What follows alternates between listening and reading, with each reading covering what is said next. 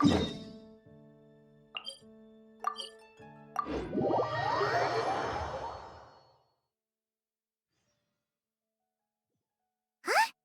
Is that Navia over there? Oh, it's been a while. Let's go say hi. Hey, Navia! What you up to? Shh!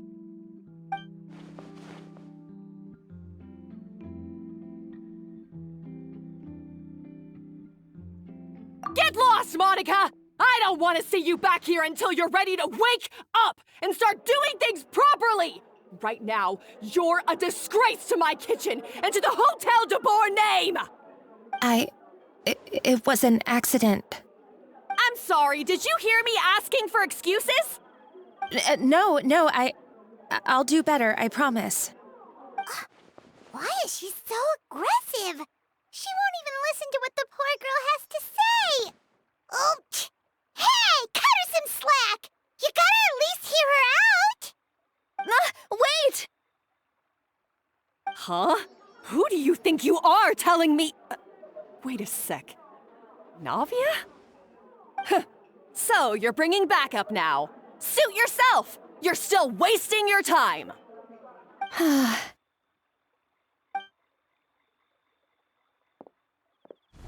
Savannah, is this how you always treat your staff? My staff is right. I'm the one in charge here now. And last time I checked, the Hotel de Boer doesn't take orders from the Spina di Rosula. Of course. How you run your kitchen is none of our business. But when a member of your staff is so overworked he becomes gravely ill, that most definitely is our business. We're going to stand up for him, whether you like it or not. Overworked? I've said it before and I'll say it again. If Fermon can't handle the job, then tough luck. There are plenty of other capable people I can hire instead. But Philmont can do the job, he just... Monica, back inside, now! Huh? But you said I shouldn't come back until... Just do as you're told, and not another word out of you! Come on, we have work to do! Wow, what a horrible person! Sorry. Looks like I've dragged you into some drama again.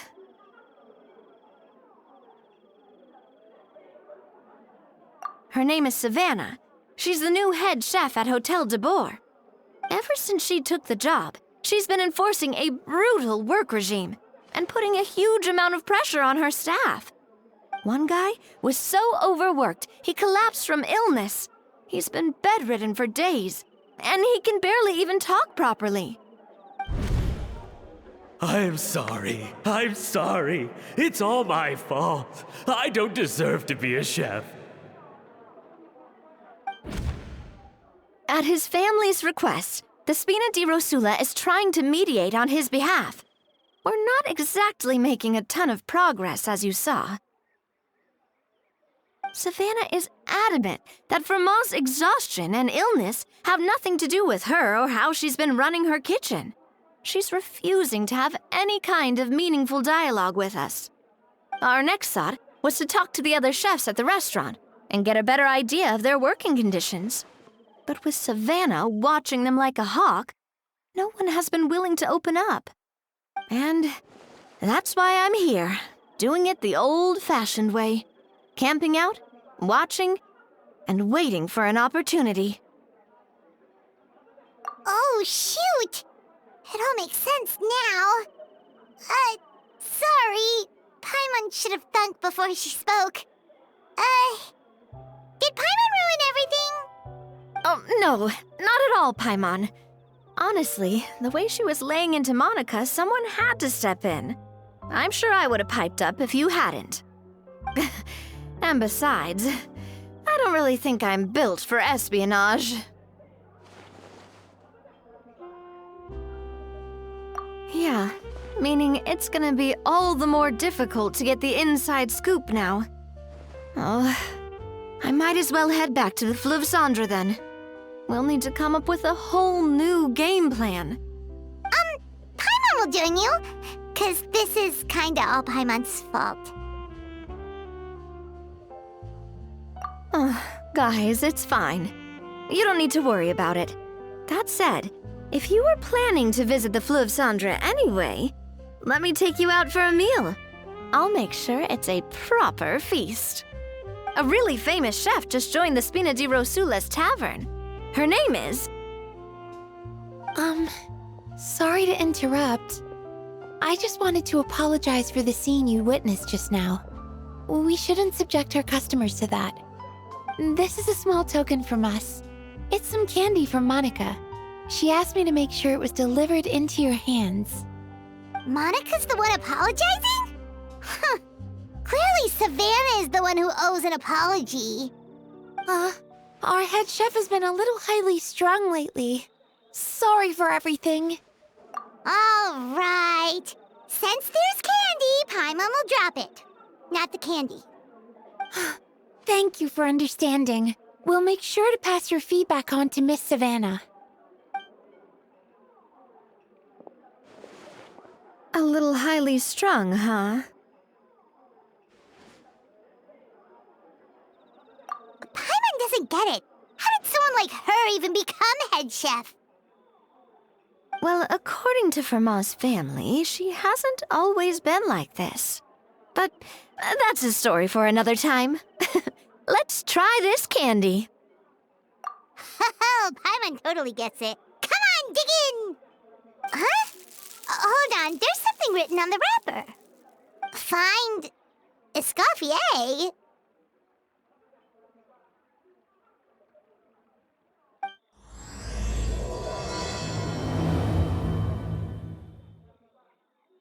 Escoffier? Could this mean...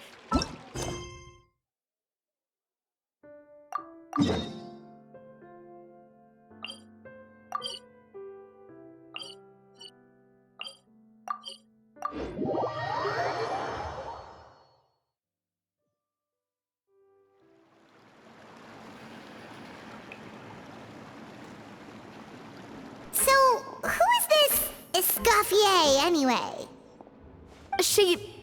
Well, for starters, she used to be the head chef at the Hotel de Bourg, before Savannah. She recreated the legendary Gâteau de Bourg and restored the restaurant back to its former glory. Safe to say, she's the most renowned head chef in the Hotel de Bourg's history, after the culinary genius Modeste himself. Gâteau de Bourg? That's the super exclusive cake that they only sell a few slices a day, right? Wow. Why the heck would she let Savannah take her place? Well, apparently, the Hotel de Bourg was reported for a safety incident. Someone claims that the kitchen was adding an illegal substance to their menu. But none of the chefs had any idea how it could have gotten into the food. In the end, Escoffier decided that as head chef, she should take responsibility. And she was sent to the Fortress of Meripede. The Fortress of Meripede? Well, you're right. The quantity of the substance they found was fairly minimal. Even the guards believed the whole thing was probably just an accident. Escoffier didn't have to stay in the fortress for long, but still, by the time she returned, the role of head chef had already passed to Savannah. So that's what happened. Paimon still thinks it's really unfair. Even though Escoffier is no longer head chef at the hotel, she's still well respected by the staff. So, I'm guessing what Monica wants is for us to convince Escoffier to try and negotiate with Savannah on the staff's behalf. Oh, Paimon gets it! Monica wants Escoffier to come back and kick Savannah out. It's simple. If the new head chef is stressing everyone out, then the solution is just get the old one back. Well, about that... You thought cream of mushroom soup was ready to serve after 3.5 minutes on the stove! You'd have had more sense serving hot water with ice cubes. At least then you wouldn't have wasted all this perfectly good cream and mushroom! What do you say, Hilaire? I'm sorry, Cream. I'm sorry, Mushroom. As you can see, Escoffier is that kind of chef as well. You have to leave it on the heat for long enough to allow those flavors the chance to come out. Don't be fooled by the aroma when the water first starts to boil. Got it? Yes, Chef. Then go back and do it again. The customers are still waiting. Remember where you went wrong and don't repeat the same mistake twice. Yes, Chef.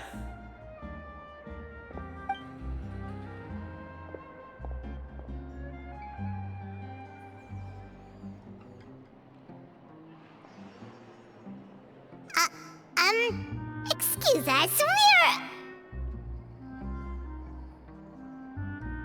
Waiting to be served? Sorry, we're pretty busy. I'm afraid you have to join the line. Oh, no, we're not here to eat. So you're not paying customers? Then I'm afraid the wait will be even longer. It's hard to talk to Escoffier when she's in the zone. Let's take a seat. We can catch up while we wait.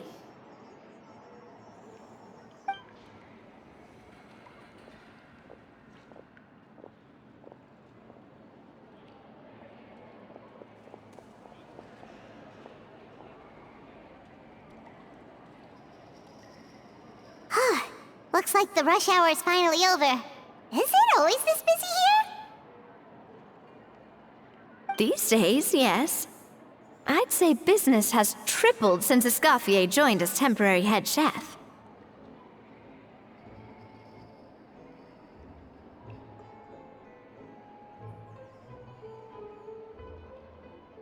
Well, in her words, the Hotel de Boer doesn't need her anymore. It doesn't look like she's got any plans to go back. I guess I'll be heading off then. Wait, take these home with you. We can't serve them now, and there's no sense in letting them go to waste. Oh, thank you, Chef. For what? Like I said, I just don't want them going to waste. Oh, and tell Fiamma to get well soon, so you're not running yourself ragged every single shift.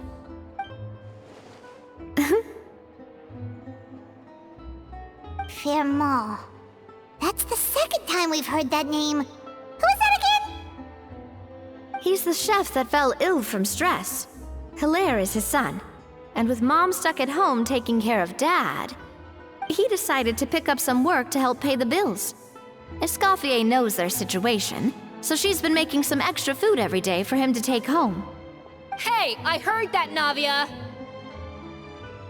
I've told you before, no one's making extra food. Hilaire is making blunders in the kitchen, and I can't serve his failed dishes, so he might as well take them home. Yeah, failed dishes that just so happen to be nutritionally complete every single time.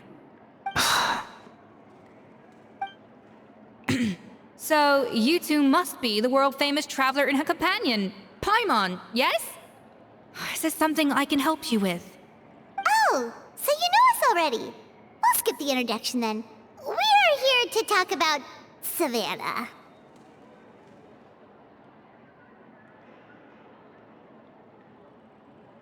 Oh, I certainly am. The Spina's headquarters are right next to the tavern.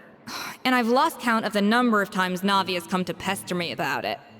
But I don't work for the Hotel de Boer anymore. And being ex-head chef doesn't give me the right to interfere with that business. Besides, I'm the one who persuaded Savannah to take the job in the first place. What? Well, she was a much gentler person back then. A little timid, even. She wasn't at all confident that she was the right fit for the role. That's hard to believe. Are we definitely talking about the same Savannah here? Honestly, I do wonder if she's just emulating me. I mean, I'm not the most pleasant head chef to be around either.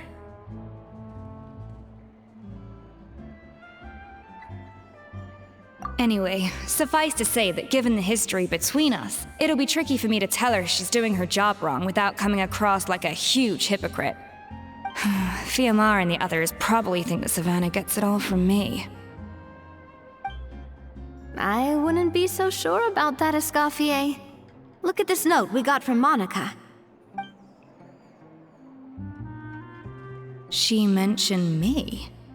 Whatever shortcomings you feel you have, it looks like Monica still trusts you. As for the others, well, how can you know what they think unless you ask them? Monica. Plus, it's not like we're asking you to storm in there and raise hell. We're only in the initial phase of our investigation. All we're trying to do is get the other chefs to open up to us. Oh, Monica. Oh, Monica! Escoffier? I can't believe her! Powdered sugar is supposed to be applied sparingly. Look at all that on the wrapper. It's thicker than the sole of my shoe. Unbelievable! I won't stand for this. She has to learn. Come on, we're going. Wait, so now she's,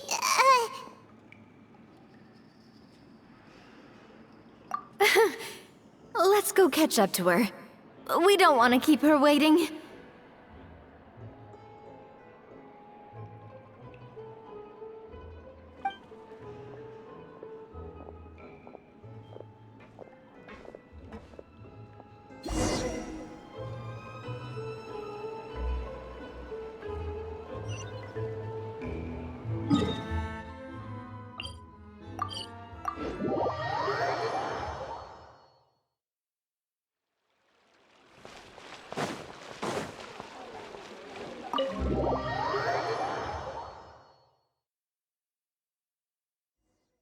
Wait, she looks like...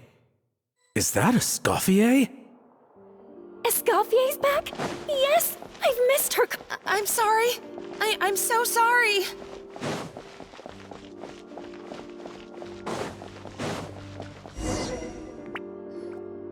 I'm sorry. I'm so sorry. I messed up your order. Oh, I wouldn't go that far. Maybe the taste is a little off, but if you hadn't brought it up, I don't think I would have noticed. But, please, you have to forgive me or Chef is gonna... Okay, I know. I'll kneel before you. What the heck? Get up, Monica! Can't you see that you're just making your customer feel more awkward? Escoffier? If you want forgiveness, then do what any self-respecting chef would do. Make the dish again. And this time, get it right. You cannot go begging your customers to feel sorry for you. Savannah said that I'm not allowed back in the kitchen until I've corrected my mistake. But if I can't go back into the kitchen, I can't do the dish over. That's some backwards logic. How can you fix your mistake without being allowed to cook? If this is what Fermat had to put up with, then no wonder he had a breakdown. We apologize for interrupting your meal, sir. It's fine. With my layman's palate, it's not like I can tell the difference anyway.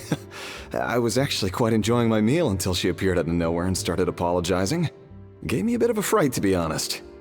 Oh, well, it's because Chef Savannah tasted a bit of the leftover soup from my pot and then threw me out of the kitchen. Gosh, that's pretty strict. Has she always been that way? I don't recall things being like this when Escoffier was head chef here. I gotta say, you're all looking a little worse for wear these days. I mean, Escoffier was strict too, but I think the difference is that her criticism was more constructive, so you knew what you did wrong and how to improve, and we all knew that it came from a good place. Chef Escoffier was hard on us because she truly wanted us to reach her level. But these days, whenever we make a mistake, we just get told to wake up, get your head in the game, or just do it again. And it's only gotten worse since word got out that Chef Escoffier had started working again in the Fleuve Cendre. Monica, you don't need to call me chef. I'm not the boss here anymore. Yeah, but through no fault of your own. What happened back then, that wasn't on you, and all of us know that. That banquet was a huge event, and so many staff were involved every step of the way. With so many moving parts, there's no way of knowing how that Lumiline ended up in the food we served. Lumiline? What's that? A new drug from the Fontaine Research Institute, produced from an extract of the Lumitwell. Apparently it sharpens the senses, so they used it to treat people with impaired responses to stimuli. Oh, yeah, I've heard about that. They found out you can use it as a flavor enhancer since it stimulates the taste buds. Makes things pretty addictive. They also found that overuse can have mood-altering effects and even lead to nerve damage. So it quickly ended up on the guard's list of controlled substances. Unfortunately, however, some food products containing the additive had already made it to the market by the time the guards banned it from the restaurant industry. Everyone knows that in all likelihood, someone probably just purchased a batch of contaminated ingredients by mistake. But you took all the blame. We all know why. You just didn't want to see this turn into a place where tensions are constantly running high, because everyone's suspicious of each other all the time. And now look at you, a fry chef in the Fleuve Cendre. What are you trying to say? Sure, the Spina's Tavern is no Hotel de Boer, but come on, it's not that bad, is it? Oh, the Fleuve Cendre, you say? Great. That's where I'm dining from now on. Monica, I'm very happy with my current job. And there's no changing the past. We just have to let bygones be bygones. Besides, at the end of the day, I was the head chef, regardless of whose mistake it was. Ultimately, the responsibility lay with me. If only Savannah was half the boss you were. I'm sorry? Do you have a problem with my conduct as head chef? No, chef. So, you do remember who's boss? Escoffier? I thought you'd left this place for good. What are you doing back here? What happened to you, Savannah? Why are you acting like this? When I turned this place over to you, You made me the head chef and gave up your right to tell me how to do my job. You're not the boss here anymore, so stop acting like you own the place. Whoa. Sounds like someone has a chip on her shoulder.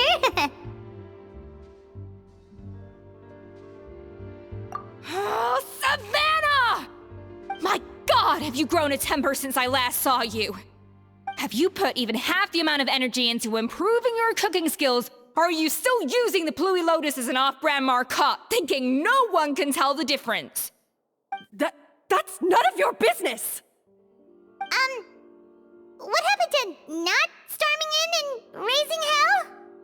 Ho ho! I was not expecting to see something this spicy as soon as Escoffier returned.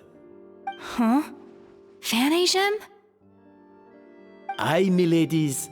Might I make a humble suggestion? Given that we have ourselves a tête-à-tête between chefs at the Hôtel de Bord, I dare say it would be de rigueur to settle this the traditional way. The traditional way? That can only mean one thing.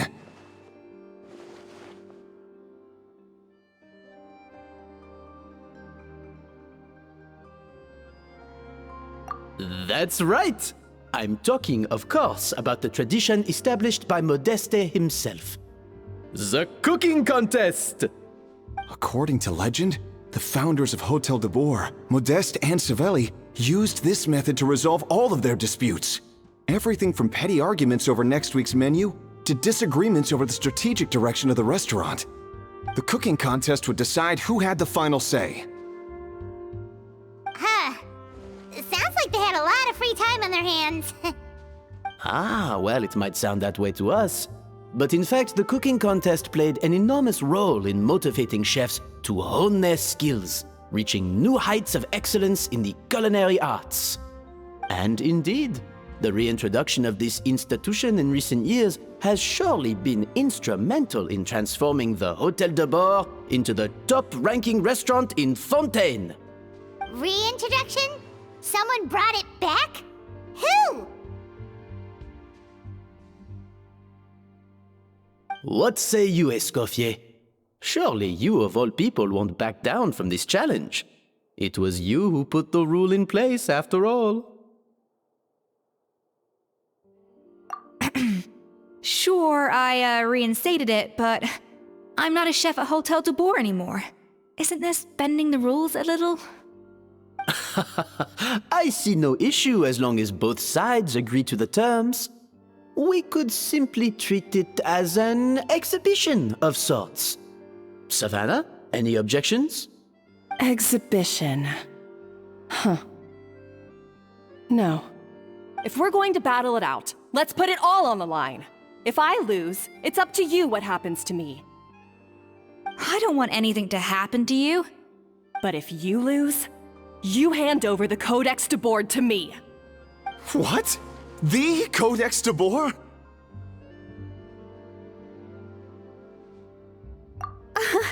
Only the legendary handbook written by the original head chef Modeste. It contains all his secret recipes, including Gâteau de Bourg. It's the greatest treasure in Fontaine's culinary world, and only the present and former head chefs of the Hotel de Bourg have the right to read it. Present and former. Wait, but that already includes Savannah, though. What do you want that old thing for? You have your own copy, don't you? Don't take me for a fool. You know perfectly well what I mean. I want your copy, the original version, the one you took with you when you left us. I'm sorry, I must be missing something. You know, there's no difference between the original and the copy, right? They contain the exact same recipes. Stop trying to change the topic. What's wrong, Escoffier? Scared you're gonna lose to me? Or are you scared of me getting my hands on the original codex? Savannah, you may remember that we gave her the original as a parting gift, to thank Escoffier for her years of service.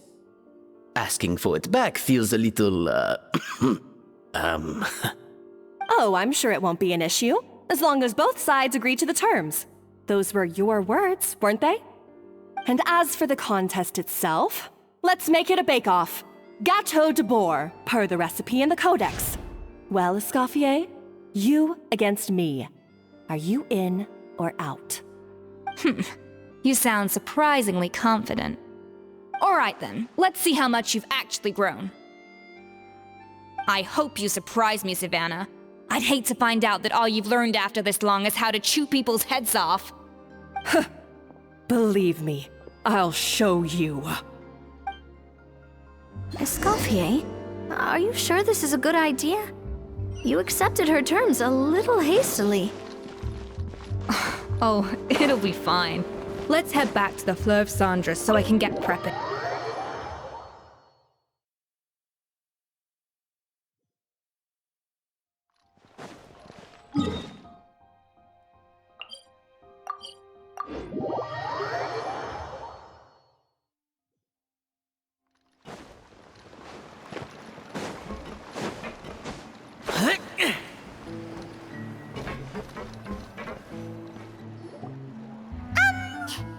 So, this whole bit. Well, I got a sense that she's holding something back. But we chefs always express ourselves in our cooking. Huh? Holding back? Sure didn't sound that way. Escoffier only picked up on it because she's the same way. Always closed off, never letting you know what she really thinks. That's patently false, at least where your macarons are concerned. I've been nothing but truthful with you about the disgraceful amount of sugar you use. Okay, that's one case where you can keep your thoughts to yourself.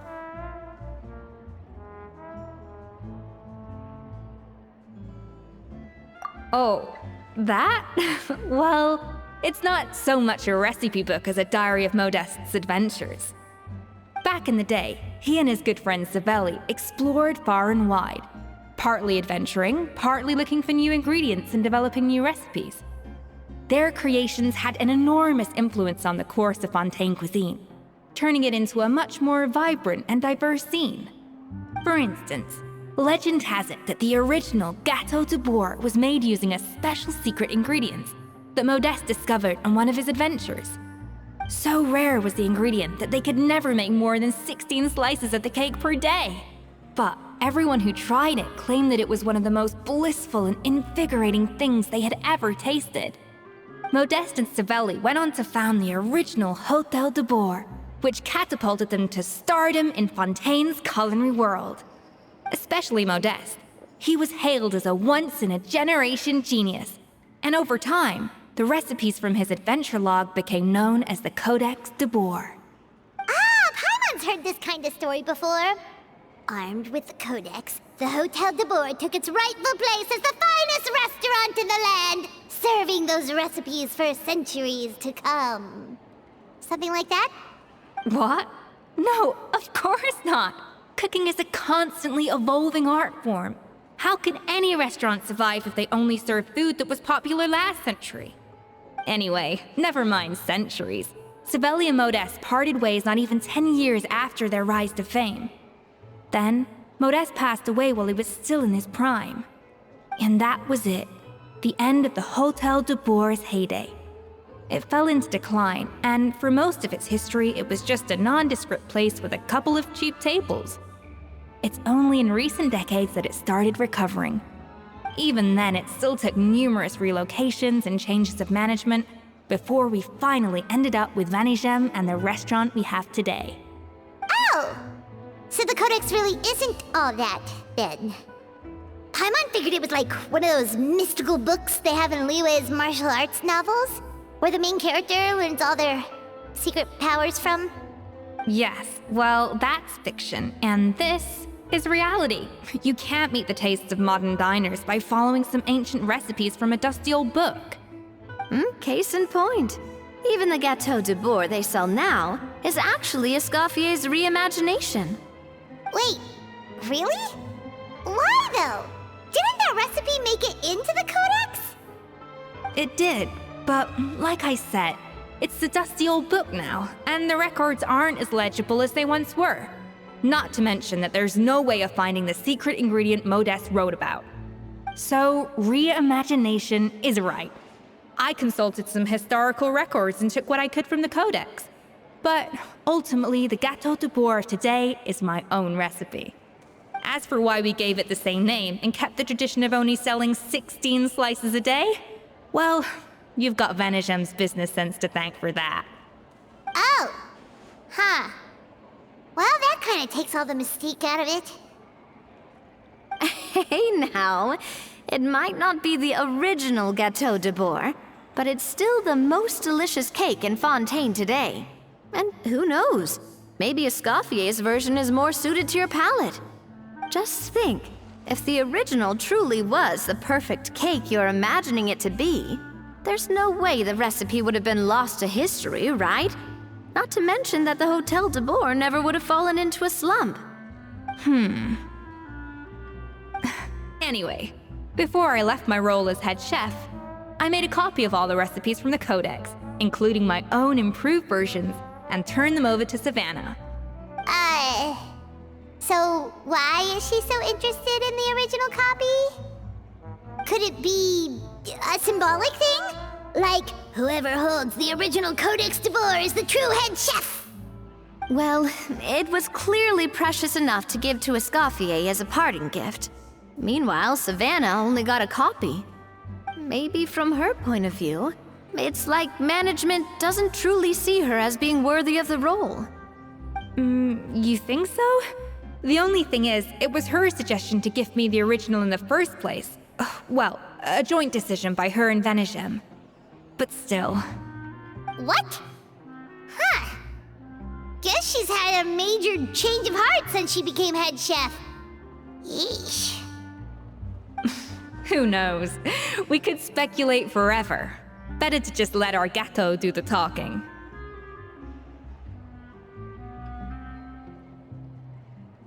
It means vesting her in this bake-off, and then getting her to explain herself, even if I have to beat it out of her with a spatula.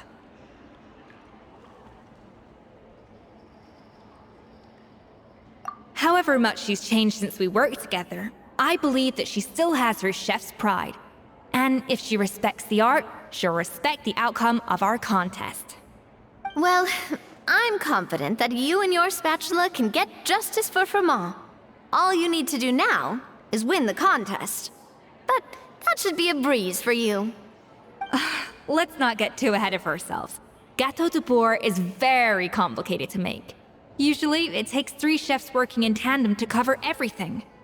Now, if I had to push it, I could probably do the work of 3 chefs myself. But I'd prefer to play it safe if I can find a couple of assistants in time. Well, that's easy. The 3 of us are veterans in the kitchen. You just need to pick 2 of us. Well, I have heard the Traveler is an accomplished cook, as well as a warrior. But be warned, I will hold you to exceptionally high standards. Think you're up to the task? Oh, count me in too. I've spent weeks perfecting my macarons after your scathing review. Even if it means competing against the Traveler, so be it. I'll show you what I'm made of. Confident. I like it. Alright, let's start with some elementary mise en place. Show me your knife skills.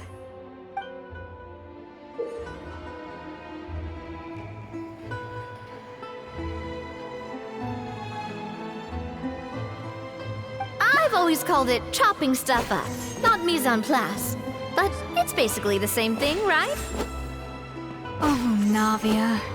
The difference in your... looks like you found that easier than I expected. Yeah, thankfully it was pretty straightforward in the end. You made it sound like we'd be carving statues out of fruits or something. Well, brace yourself, because the next step is anything but straightforward. I'll be using this cold press to extract flavor compounds from the ingredients.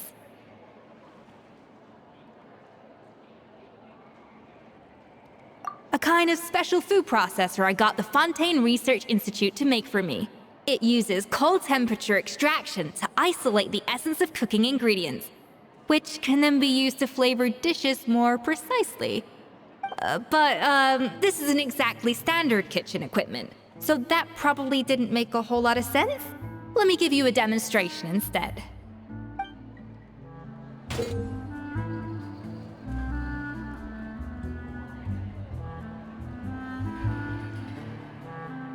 Custom-made equipment from the Fontaine Research Institute, huh? That's some pretty high-tech food prep. Paimon's never used anything this weird before. Just cool. Now, here.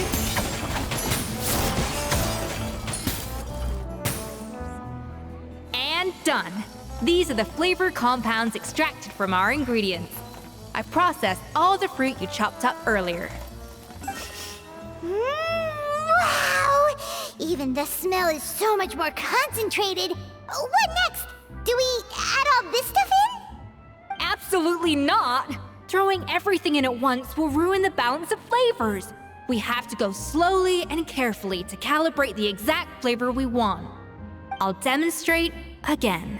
Now, watch closely. I guess I'm finally on the right path.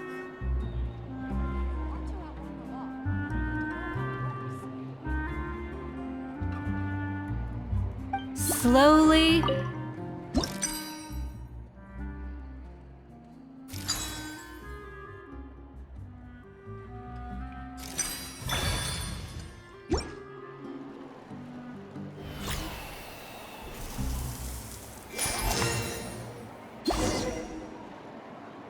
And voila! Now it's your turn.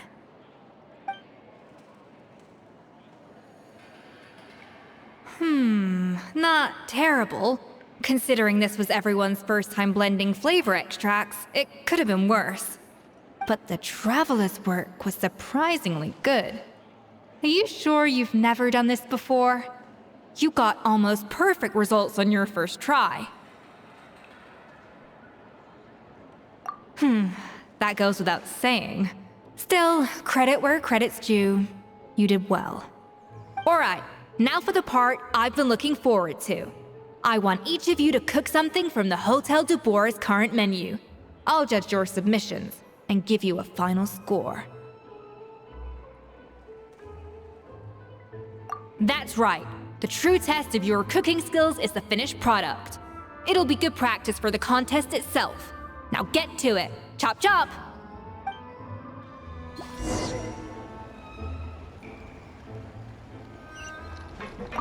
How's it going? Have you picked a dish yet? Choose wisely. I expect you to present the most delicious thing on the menu.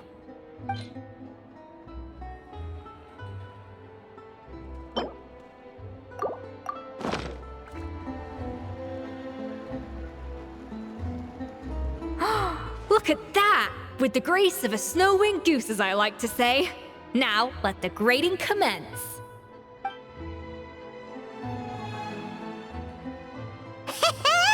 Pretty good, right? Not to brag or anything, but Paimon's a bit of a connoisseur when it comes to la food. 6 points.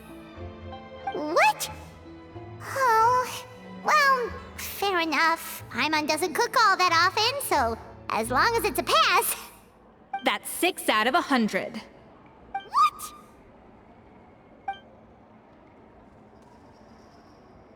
You say you're a connoisseur, but it's quite clear from this dish that you have far more experience consuming food than creating it. By that logic, I suppose you think listening to Lady Farina on repeat every day would make you an opera singer. Aww. Me next, me next. I'll have you know that this batch of macarons has 2 whole tablespoons less sugar than my previous ones. So you went from 12 tablespoons to 10? Well, it's nice to know you actually measured it out. Because it tastes like you just threw in whatever was left in the jar. 6 points. Aw. Now to the final dish. So, what do you think? This is our last hope. 8 points. Darn, that's barely higher than what we got. Not exactly. The color is spot on. Beautiful aroma. Excellent presentation. I have to give this one 8 points out of 10. Maybe even 9 points. Huh? How did you pull that off?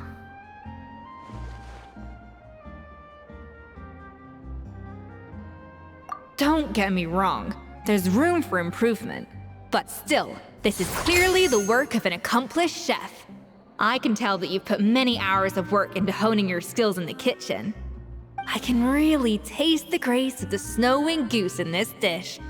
The traveler's journey, with all its trials, tribulations, and setbacks.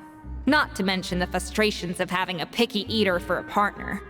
Hey, you made that last part up! No way did you taste that! Well, it looks like I lost fair and square. I guess you'll be taking the Traveler as one of your assistants then? But if it takes 3 chefs, that still leaves 1 slot remaining. Maybe Paimon and Navia should keep practicing and see how it goes? Chef Escoffier! Oh, it's Hilaire! What brings you here? I heard the news about the cooking contest. You're doing Gâteau de Bourg, right? I was just wondering if you needed any help? And you think you're up to the task, do you? Oh, no, I know I'm not there yet. It's actually my dad who wanted to help.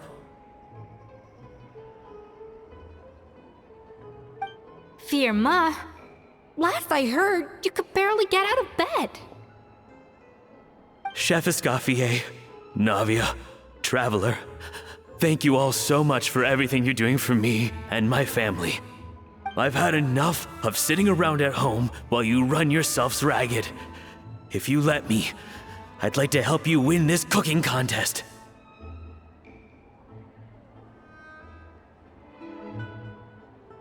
Yeah, I was gonna say the same thing. Don't you worry. I'll be fine. I'm feeling much better now. I'm sorry. I know I've been rather useless these past few days, but not anymore. The fact is, I'm a fine chef, despite recent events, I've proven myself in the Hotel de Boer kitchen. So if anyone's qualified to work under Chef Escoffier, it's me. I think. I mean, I hope so. Firma, have you even set foot in a kitchen since leaving Hotel de Boer? I have not. But I'm fully rested now. I know I can handle it. I'll prove it. Let me whip something up for you right now.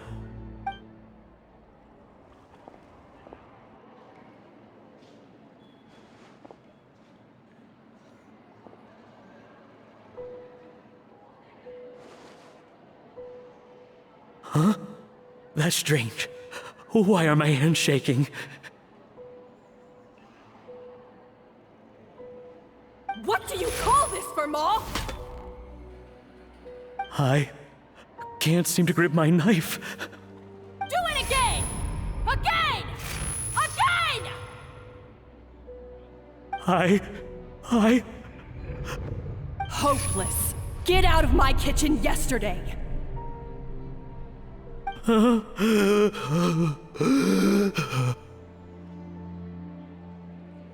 Dad, what's wrong? I don't understand. I was feeling so much better, and then Will I never be able to work in a kitchen again? Dad, talk to me. What happened? I think the real issue here is not physical exhaustion, but psychological trauma. Monica, when did you get here?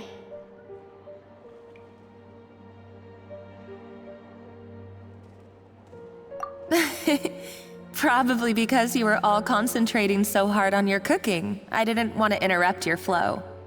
But anyway, Firma, I'm so sorry. If only I'd known how serious your situation was, I would have stood up for you sooner. You have nothing to apologize for, Monica. During those long nights of redoing every order, you were the only person who looked out for me. Oh, come on. All I did was make you some tea. I doubt it was much help. Savannah was so ruthless toward you. I probably should have brought you something stronger. She sounds like the worst. All right, another Savannah horror story. Let's hear it. She's been getting harsher and harsher on us ever since she heard about Escoffier's new role in the Fleuve Cendre. Seems like no matter what we make, she'll find something wrong with it. What is this? It looks like a dog's been at it. In the trash now! Then she orders us to redo the dish again and again, but we never know what's going to make her happy. Do it again, do it again, do it again! Every time you remake it, you just get another earful from her. Either straighten yourself out or get out of my kitchen! So now, it seems like just picking up a kitchen utensil gives me flashbacks of her yelling at me. Oh man, that must be awful. The more I want to get it perfect, the more my hands shake, and the more scared I am of making another mistake. How can you give up so easily, Firma? You weren't a quitter when you were working for me. And even under Savannah, you talk about working late into the night trying to perfect your dishes. That says to me that you still hadn't lost that determination to prove yourself. What changed? I don't know what's come over me. When I think back, I just remember feeling like my heart and my hands were growing heavier and heavier as the shift went on. Each time I had to redo a dish, my heart sank a little further. Maybe Savannah was right. Maybe I am just hopeless at this. Dad. I see. Well, it sounds like there are some deep issues at work here. Ones that won't be resolved by merely seeking compensation. I will win this contest, and after that, I encourage you to approach Savannah and talk this out. But what if you can't find another assistant in time? Clearly, I'm in no state to help out. You think being one person short will ruin my chances? Let's not forget, I taught you and her everything you know. Even if I had to go it alone, I would present the perfect gâteau. Oh, Well, Paimon and Navia will still keep practicing, just in case. And so will I. Yeah! And if worse comes to worse, we can always get the Spina di Rosula to put out an emergency call for chefs. There's gotta be someone out there, right? Actually, I thought maybe I could help. That's sort of why I'm here. What? Why didn't you say so? I was going to, but then... well, this is the first chance I got. You do this for us? Thank you so much, Monica. All right, fine by me. But aren't you still working for Savannah? Joining the other side seems like a guaranteed way to put your future employment in jeopardy. I know, but it's all right. I've made up my mind. With the way things are, I can't keep working for Savannah much longer anyway. Unless I want to become the next Fermat. I'm done with sucking it up. It's time to try and turn things around. If this cooking contest can get Savannah to see the error of her ways, then I'm sure she'll forgive me for this. Well, Paimon didn't think we'd be poaching from Savannah's staff to get our third person, but there you go. Anyway, Monica's a professional chef, so nothing could possibly go wrong now. Great! Then it's settled. And to congratulate you all on making the team, I propose a Spina-sponsored meal to celebrate. Spina-sponsored? Wait, you mean I'm cooking? Well, I promised the traveler a feast in the Fleuve Cendre. And I know how much you've been looking forward to it. Yeah! Feast, feast, feast! All right, if you insist, then prepare for some of the finest food of your lives.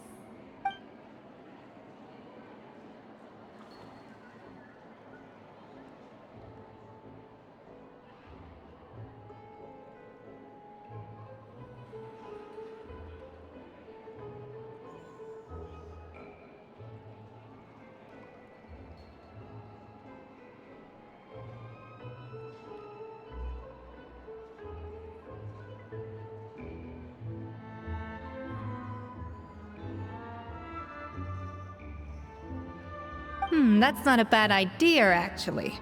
Wait, hold on. You need to finesse that further.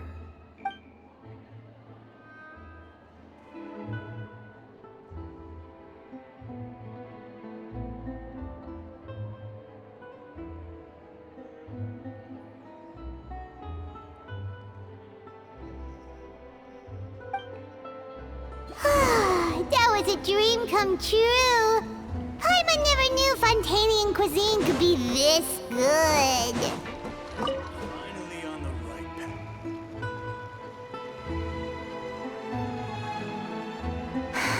Why, Savannah? Why?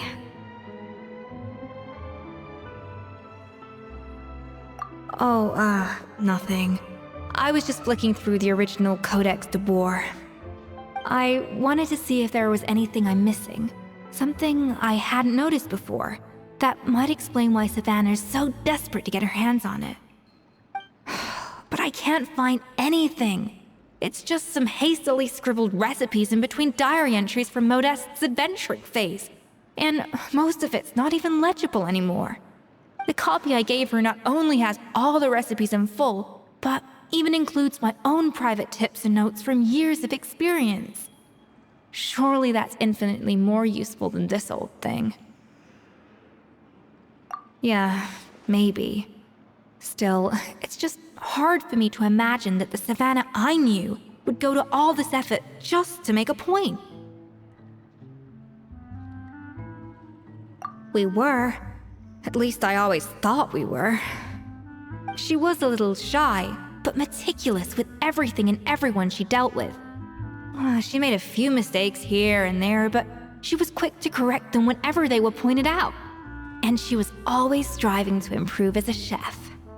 Those qualities are why I recommended her to replace me as head chef. I never imagined for 1 second that she'd cause Fiamma and the other staff so much grief.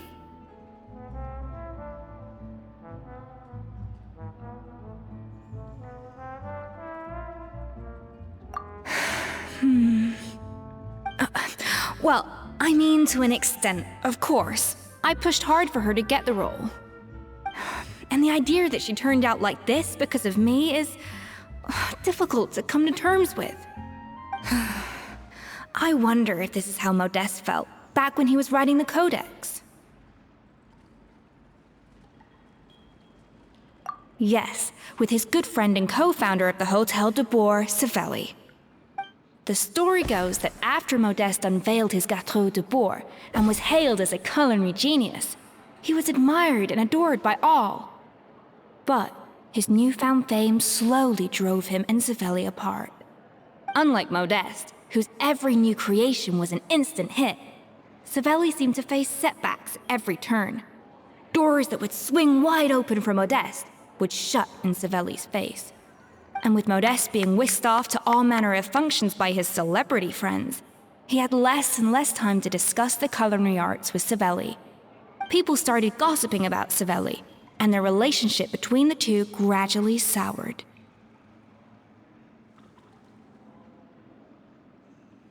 Everything came to an abrupt end when Modeste, still in the prime of his life and still hailed as a genius, suddenly died from an acute illness. And that was it.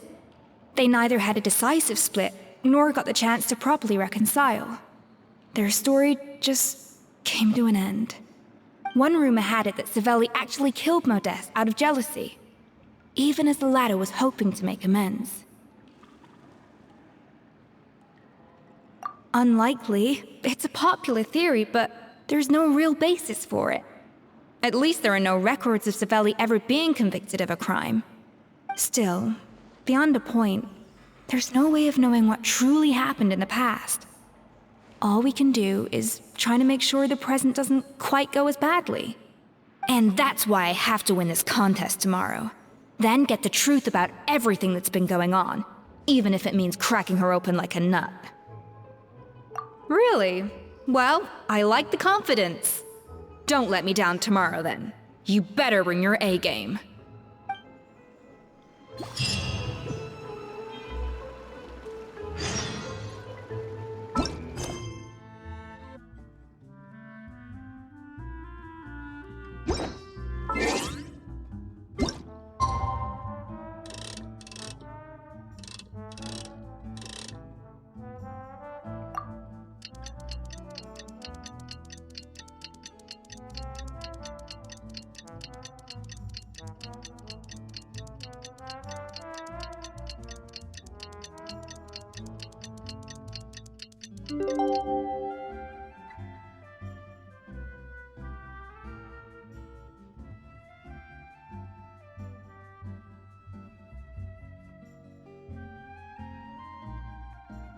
We do to just stay. It's cooking contest day! To the Hotel de Boer!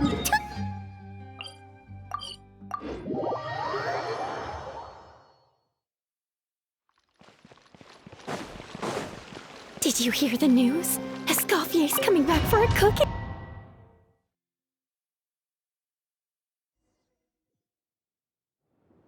Mesdames et messieurs, welcome one and all to the Hotel de Boer and to this most exciting of cooking contests.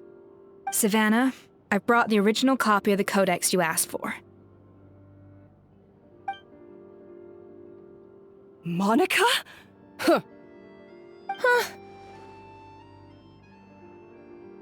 In the interests of fairness, this contest will be conducted in a double-blind format. Once the dishes are complete, they will be sent to the back of the kitchen where they'll each receive a label. The labels will be placed out of sight underneath the plates, only to be revealed after the judges have sampled them and reached a final verdict. This is to ensure that no one will know which dish is made by which contestant. As one of the judges, I promise to be fair and impartial. When my meal got interrupted yesterday, I never thought this is how they'd make it up to me. Getting a seat on the judging panel is a pretty sweet deal.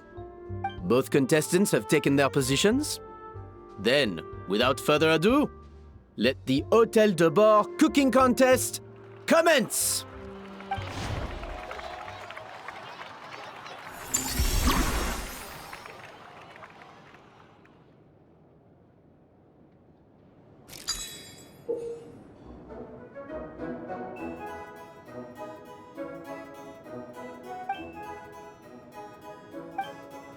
Monica, Traveler, it's go time. Let's do it. Even the best chef in the world can't flavor their food without prepping the flavoring, right? Alphonse, Gaspar, get to work! Do not disappoint me. Looks like our two head chefs are raring to go. Like an oven on full blast, this competition is quickly heating up. That should be enough flavoring. Now hurry up and balance the flavors.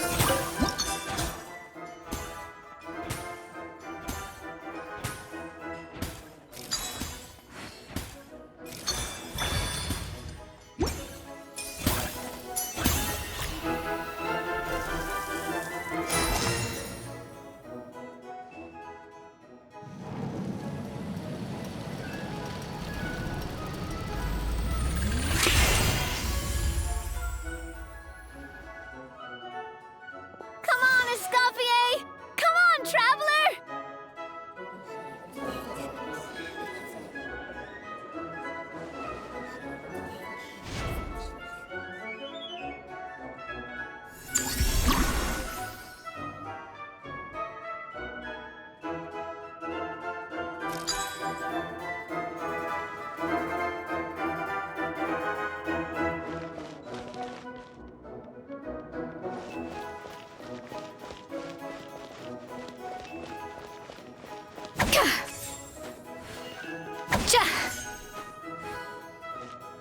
Alphonse! What are you playing at? The balance of flavors is about right. But the quantity is too low.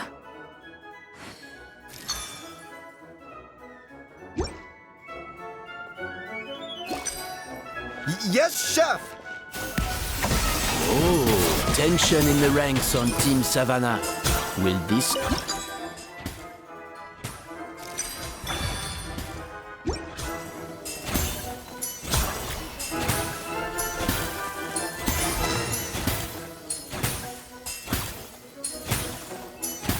So, what do you think?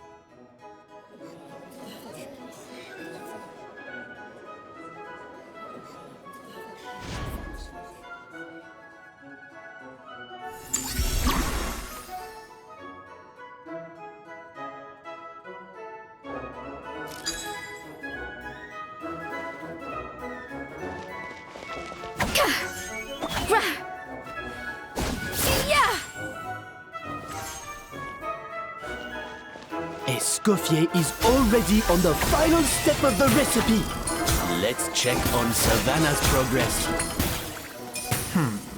I think this flavor profile is still a little bit...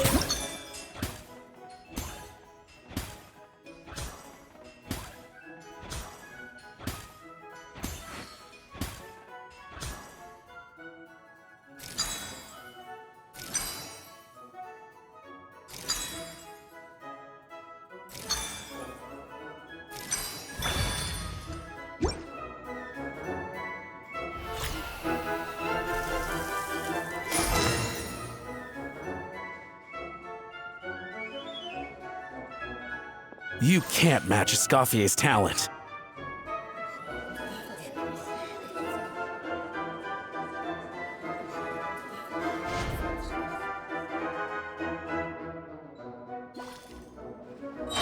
I present to you Gâteau de Bourg.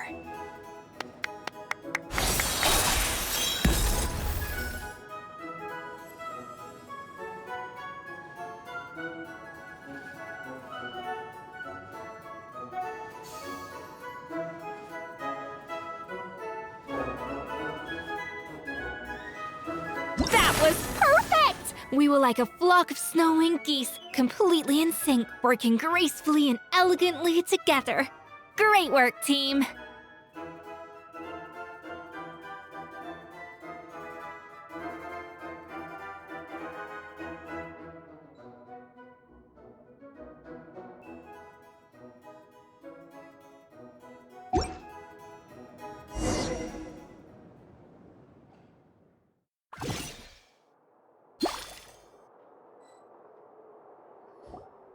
Time's up! Contestants, please take your dishes to the back.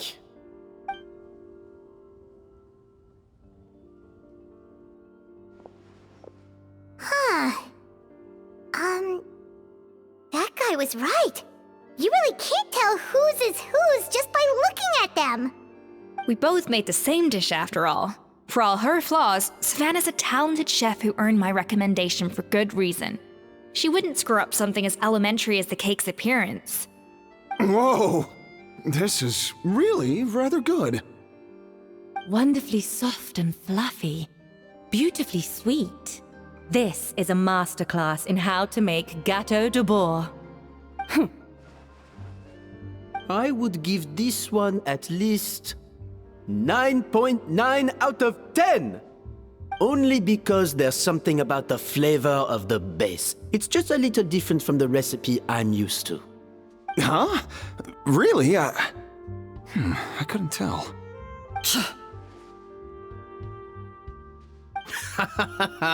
All right, on to gâteau number 2. I haven't had a single bite and already this aroma is a delight to the senses. I have a feeling that this gâteau will be a gâteau for the ages. How exciting! I'm gonna dig in.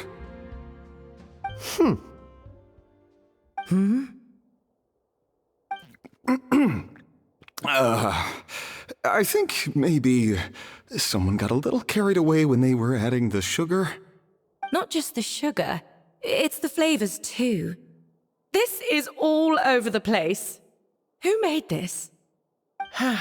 It appears the decision is unanimous. This gâteau is far below the standard we would expect.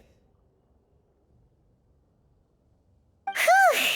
And Paimon thought this might actually be close. Turns out she can't bake to save her life.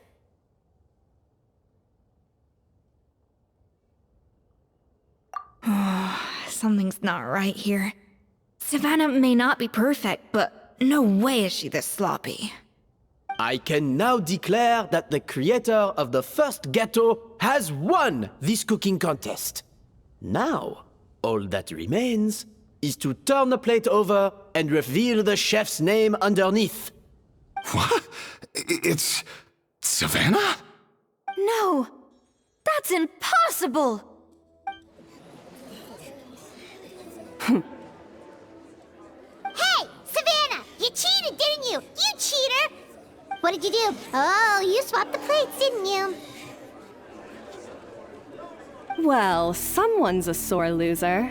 These cakes went from the oven to the judge's table without me ever laying a finger on them. And everyone here can attest to that. It was Van Gem's staff who labeled them in the kitchen. If you're looking to accuse someone, why don't you start with them? Isn't it more likely that Escoffier's lost her edge? Oh, or maybe her assistants let the team down. You take that back! Judges, we demand a rematch.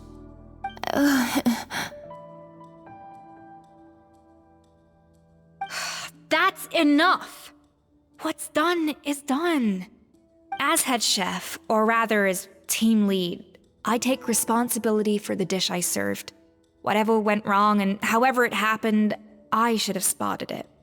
Savannah, I didn't think you'd stoop this low just to beat me in a bake-off. What happened to your chef's pride? I don't know what you're talking about. If you want the Codex de Boer that much, you can have it. Escoffier, no! But you must promise me that you'll apologize to Firma and compensate him for everything you put him through. It's a little late to be negotiating terms. The contest is over and I won. That means you owe me the Codex, and I owe you nothing. Look, Savannah, you may have fooled everyone else, but can you really fool yourself? What I'm offering is to accept defeat without looking to expose what you've done.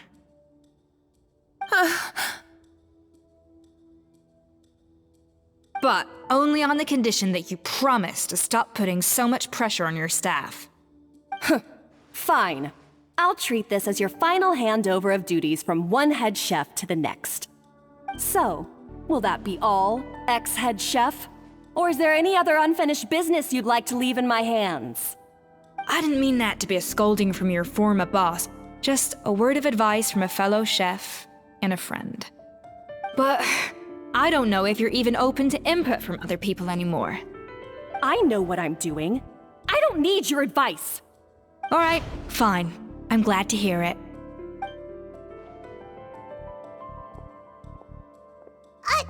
Escoffier! The Codex de Boer! Finally. Now, at long last, I will succeed. Escoffier? How could you let her get away with this? Yeah! The Codex is a souvenir of your time here! Doesn't that mean anything to you? It's all right.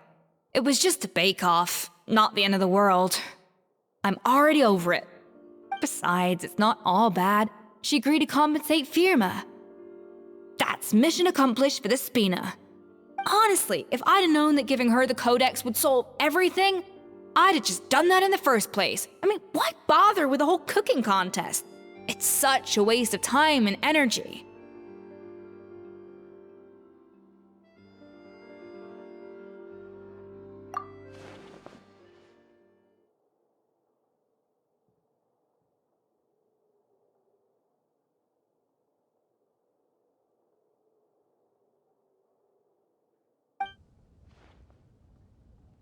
No. No! This doesn't make any sense! Huh? That's it? No secrets, no nothing? I don't believe it! This can't be happening. Oh, Chef Savannah! Savannah?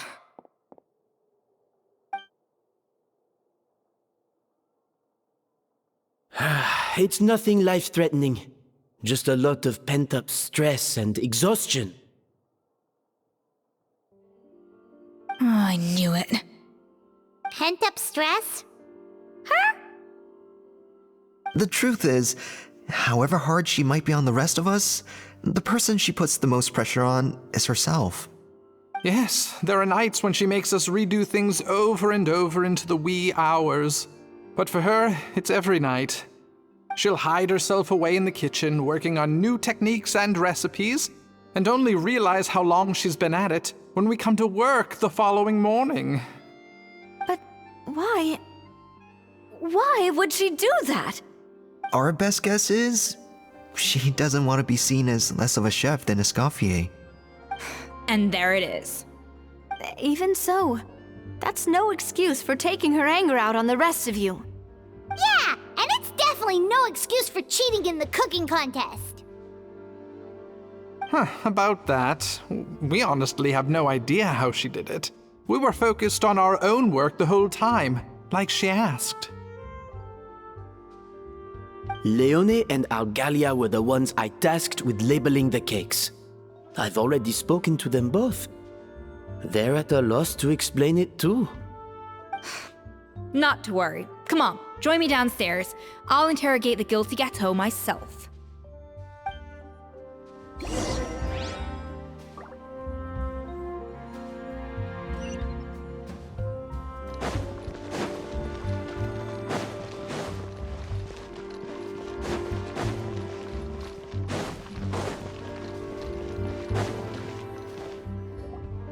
Well, how is it? Have you figured out what it was? Oh, this is aggravated assault on my palate. I'd rather eat wet cement than this. Is it really that bad? I made sure to taste test it before it was served. Oh, relax. This isn't your cake. Savannah never switched the plates. The offending flavors are coming from in between the icing and the cake base, which means someone tampered with it while it was being made. Or in other words, we have a traitor in our midst.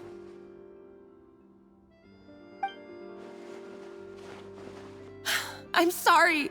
I was forced into it. It was Chef Savannah. She said if I didn't cooperate, she would... Calm down, Monica. I've already accepted defeat. And if I wanted retribution, I would have brought this up when the results were announced. Whatever's going on with you, just spill the beans. There's no need to hide it.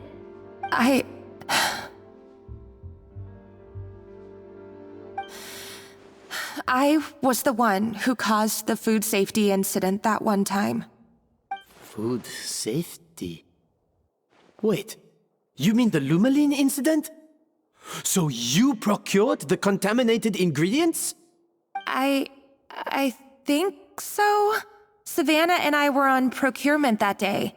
I didn't check everything as well as I should have, and so I let contaminated ingredients make it into the kitchen. But I swear I didn't do it on purpose. I had no idea there was an issue with them, and I didn't know it would end up with Escoffier going to jail.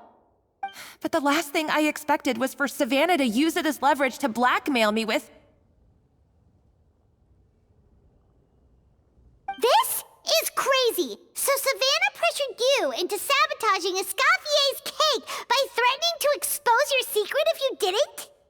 I know, it's terrible. I'm so sorry. I was so scared. The thought of Chef Escoffier finding out that I put her in jail, it made me freeze up with fear. I thought Escoffier would hate my guts if she ever found out, and yet somehow that's ended up in me doing something even worse.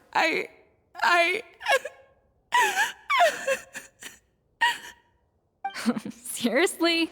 All this fuss over a little slip-up? Huh? Firstly, it's not like I got a life sentence. I did my stint at the fortress, and now I'm out. And secondly, I had my own reasons for leaving the Hotel de Boer. This wasn't the only factor. So, you don't need to feel ashamed or frightened or anything like that. Any more than you need to add butter when you're pan-searing foie gras. You mean... you forgive me? Oh, well, I'm not saying you don't have to take responsibility for your mistakes. You should tell Vanagem to mark down your performance for the past few months. Then do some digging and find out exactly where those contaminated ingredients came from. Sure, you've made mistakes, but now's the time to fix them. Understood? Understood.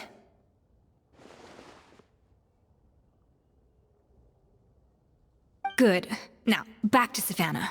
What about the original codex would compel her to resort to blackmail? I have my suspicions. Not that I've got any proof to back them up, though. Ugh. What happened to me?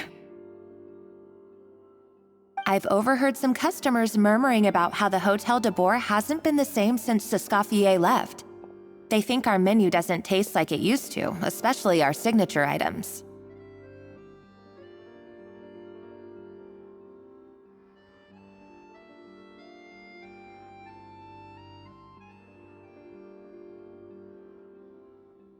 Now that you mention it, I noticed it during the contest too. I couldn't put my finger on it, but the flavor seems subtly different from how it used to be. But the difference was so small, I'm sure no one would notice it besides our most loyal customers and true dessert connoisseurs. Still, as head chef, it's easy to see why Savannah would get so hung up on it. So many times I've seen her make the cake base over and over again, late into the night, determined to match Escoffier's version. But something's always slightly off every time. Yeah, I've noticed that too. Never really gave it much thought, though. Thinking back on it now, it's clear that Savannah's been in a downward spiral ever since Escoffier left. She wants to prove that she can fill Escoffier's shoes. That's gotta be the reason. But after countless setbacks, she's getting more and more unhinged. And at some point along the way, she switched from doubting herself to doubting Escoffier. Doubting Escoffier? For what?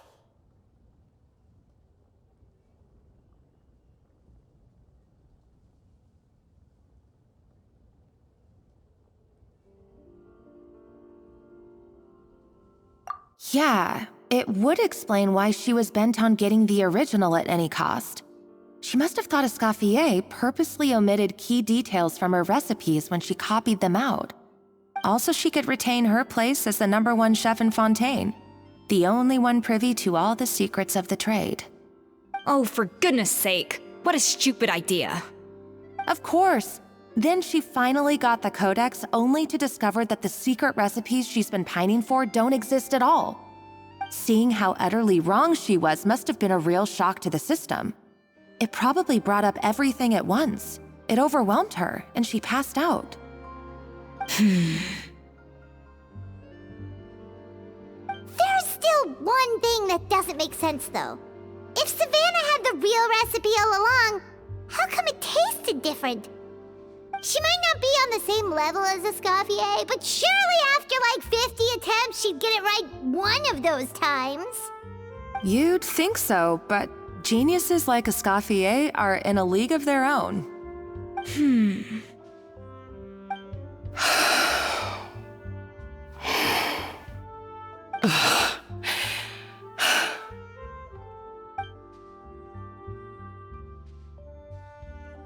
New head chef, you say? What's her name? I don't think I've heard of her before. I wonder, can the Hotel de Boer keep its edge without Escoffier at the helm?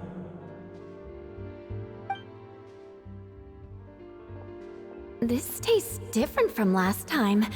Is it undercooked or something?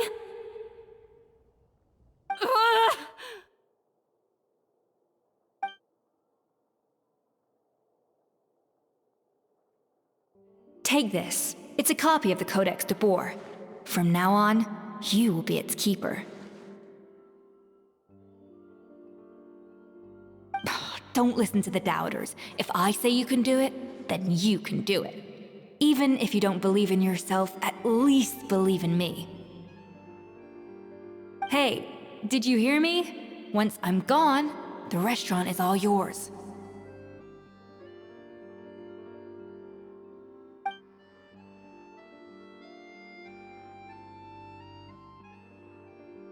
All this time, I've been blaming other people, but maybe I'm the problem.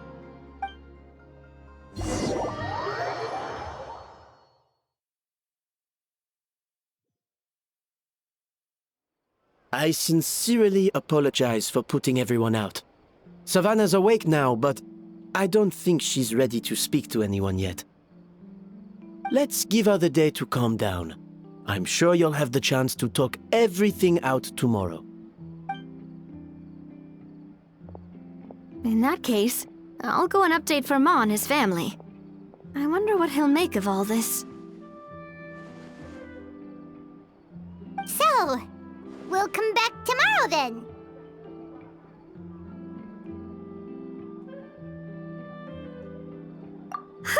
That was a long day.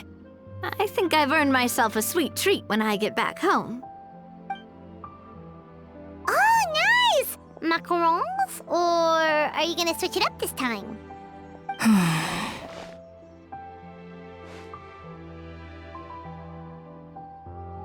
Traveler, how much do you know about the snow-winged goose?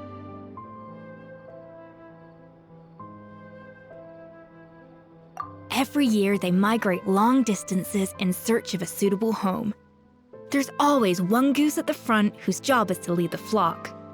Fontaine poets often use the image of that goose to explore the ideas about leadership and genius. They usually imagine someone who's a cut above the rest, a model of perfection. But what those poets don't know is that during a migration, the lead goose is always changing.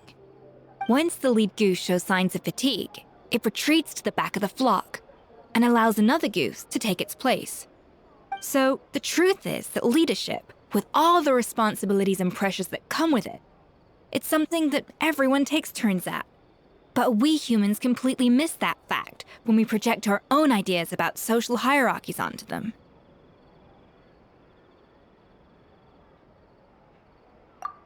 I guess what I'm saying is, I don't buy into this notion that there's some sort of gulf between normal and genius.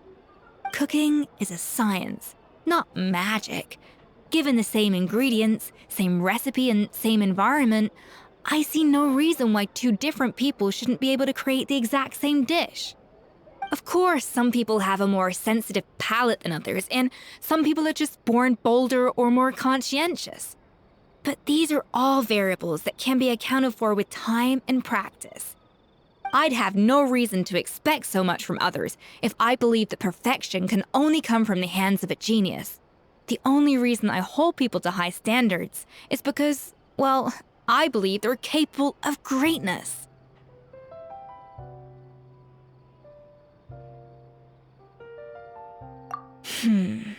Okay, I've made up my mind. I'm gonna get to the bottom of why Savannah failed. And come tomorrow, I'll give her the scolding of her life, pointing out all the mistakes she's made along the way. Then she'll finally see the error of her ways.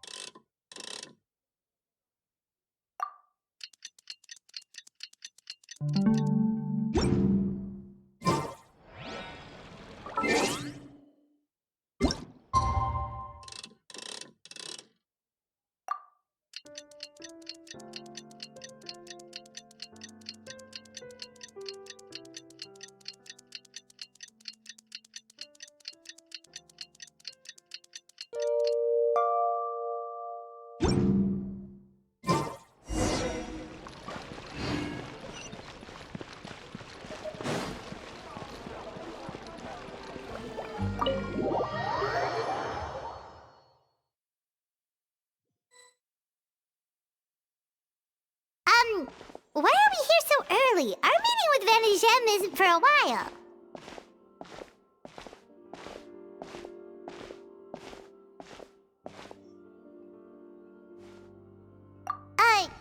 Check on her? Why? What happened? Oh no. Escoffier, are you alright?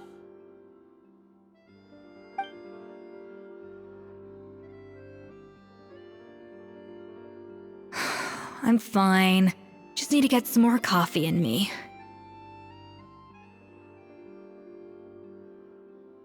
Huh? What happened to my coffee? Did I really drink it all? Alright. Thanks. I appreciate it. Well, there's cooking facilities here. Or we could just grab a cup of coffee from Cafe Lutece, but either way, hurry!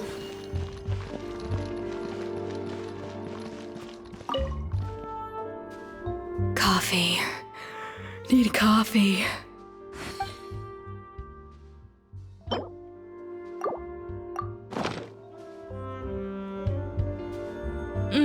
Strong, bitter coffee beans, transformed through expert brewing and balanced perfectly with rich, creamy steamed milk.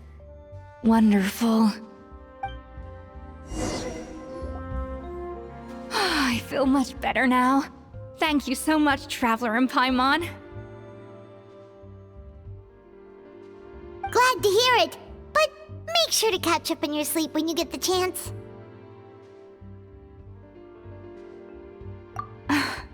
I think I figured out where the problem lies. Honestly, it's ridiculous. I don't know whether to laugh or cry.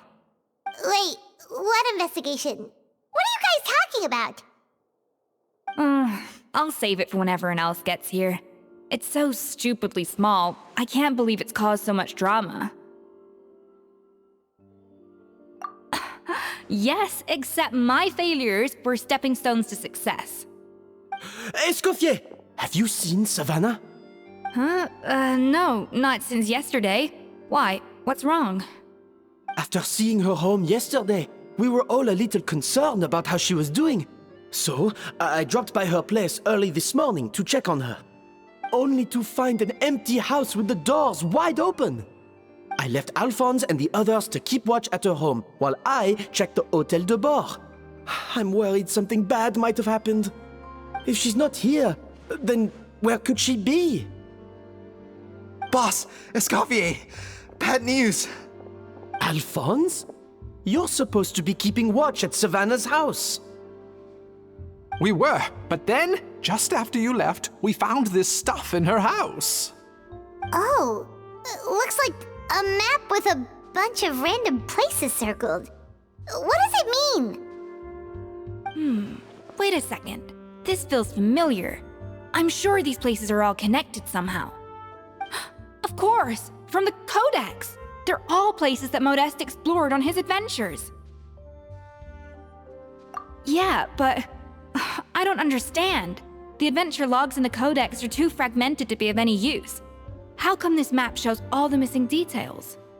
The Codex de Bord? Then, this place marked in red out at sea. Could that be the fabled birthplace of Gâteau de Bord? Seriously? So now she set her sights on finding the original recipe and beating Escoffier that way? Geez, Savannah. Anything to overcome a gâteau plateau, huh? Ugh, idiot! Does she have a death wish? Those ruins are thousands of years old. Hold on, there's more. Besides the map, we also found these letters.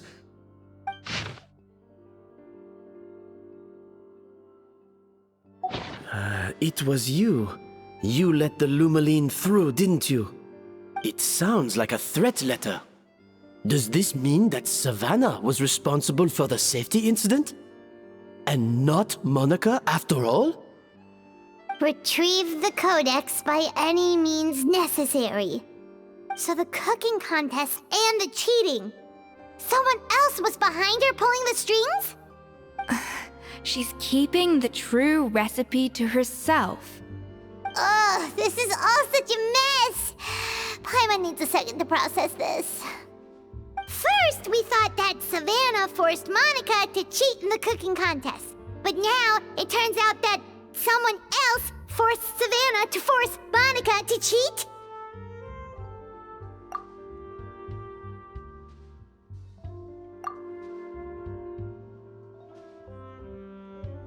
You're finally here.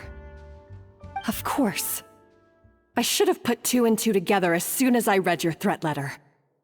The food safety incident, the demand for a cooking contest, the instruction to blackmail Monica, even the suggestion that Escoffier was keeping secrets from me. It was all part of your grand plan, wasn't it, Monica?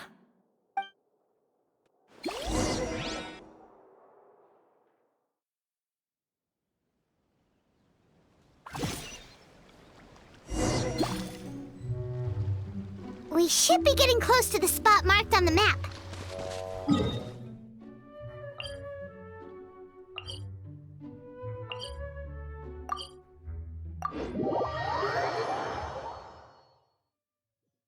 Of all the stupid things she's done, this really takes the cake. The moment we find her, I'm gonna curse the living daylights out of her.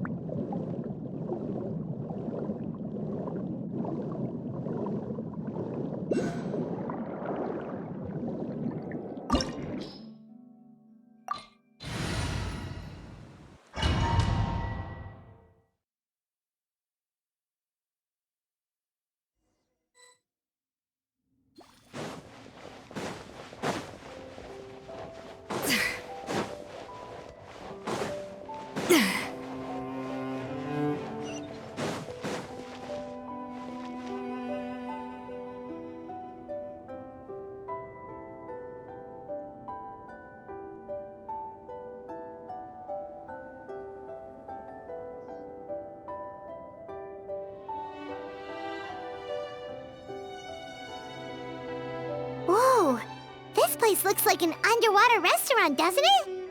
Suddenly, the idea of an adventure chef finding secret ingredients makes a whole lot more sense. I think Modeste's Codex mentioned this place. A public bath from the time of Remoria. So yeah, definitely the kind of place that would have served food and drinks. Huh? Some blubber beasts have come to join the party? How did they get here?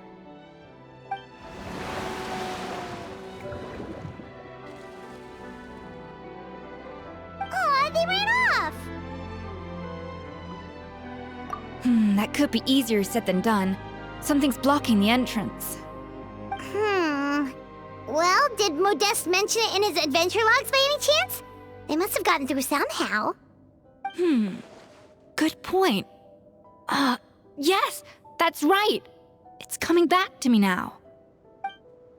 We prepared a banquet for our shy little guests, and as the food flowed away on the current, they broke into a joyous chorus, and the path opened to us. We have to feed the blubber beasts? With what? There's nothing here besides rocks, romaritime flowers, and lumitoile. See, this is why you should always bring snacks. You never know when you're gonna need them. Now we have to head all the way back to shore and grab some. There's no time for that. Romaritime flowers and lumitoile will have to do. They may not look appetizing to us, but who knows? They could be blubber beast delicacies. Wait, we're seriously gonna try this?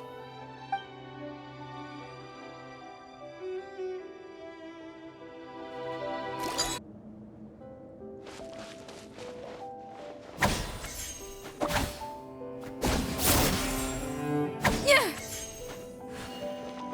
A dash of frosting!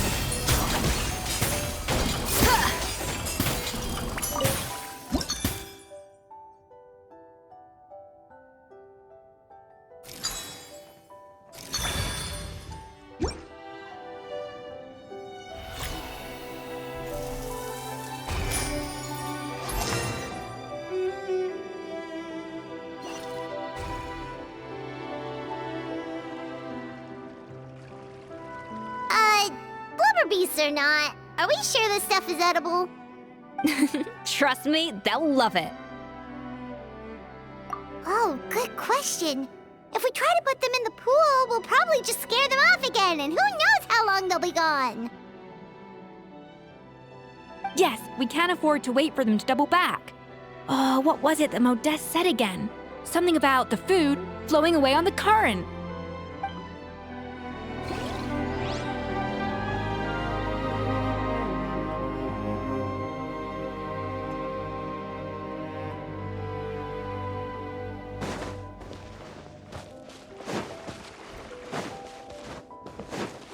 Hey, be careful! Scare them off too much and they might not come back again.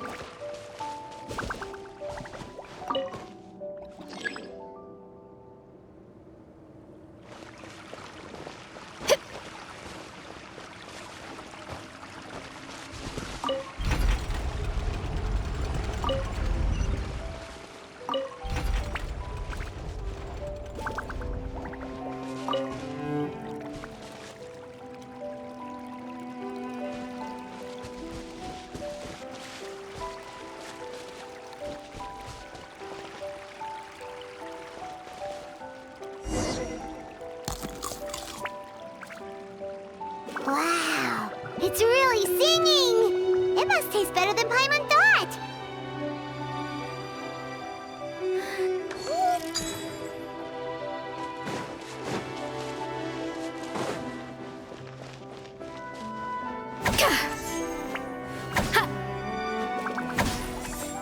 The tracks turned back again. Oh, so annoying.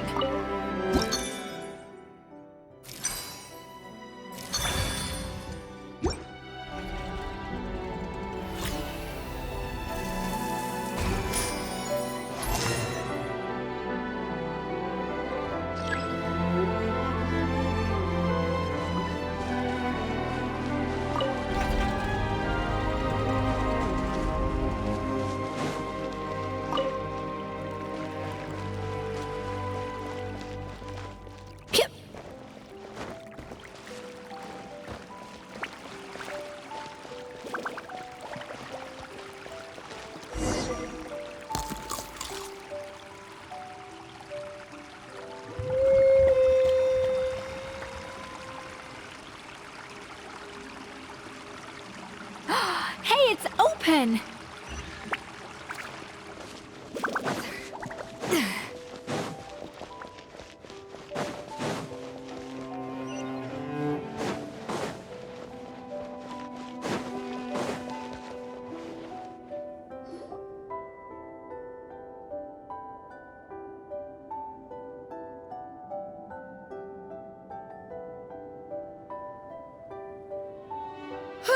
Hey, give me your water. Here. I said your water, the one you just drank out of? Sure.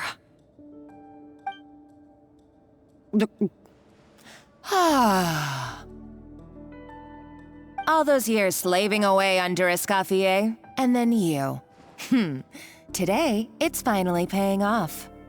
Not only have I found the ruin that Savelli kept hidden, but I also get to boss you around like my little lapdog. Hey, go scout ahead for me. If we need to do any more blast tunneling, I want to know where to lay the explosives. Did you not hear me? Get going. Why don't you do it yourself? Oh, when did you learn to fight back? You're always so compliant when I give you instructions by letter. That's because you threatened to expose me for the Lumiline incident. I swear, if I'd known what you were planning, I'd never have... Ha! Don't be so self-righteous. Admit it, you've always been jealous of Escoffier. That's why you lapped up everything I told you. You were terrified of her finding out about your part in the Lumiline incident, and you resented the way her reputation hung over you. So you jumped at the chance to convince yourself that she was the villain, that she deliberately hid her secret recipes from you just to hold you back. It was the only excuse you needed to justify getting back at her. First, idolization, then jealousy, suspicion, and self-deception. That's what this comes down to. It was the same story with Savelli and my ancestor. He offered Modeste his friendship only to murder him out of vanity. He promised to explore the world with him, only to later destroy all records of their adventures. It's a miracle I even found this place. You have no idea the countless hours I spent piecing it all together. So you see, you're no better than Savelli. If you can't beat him, betray him, right? I am no Savelli, nor will I ever be.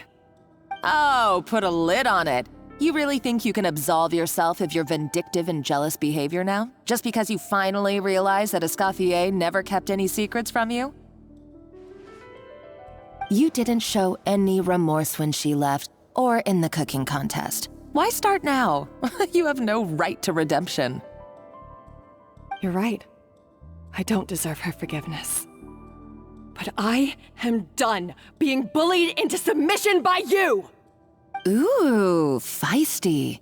But you should watch your tone. Talking to me like that could get you in big trouble. I somehow doubt that. Since I poisoned both our water bottles. What? Ever since I learned the truth, I've been biding my time, waiting for this moment. You've played me like a fiddle for so long, and now this is payback! But you drank it too! It's what we both deserve. This is the price we must pay for betraying Escoffier. You'll die here with me, Monica! You.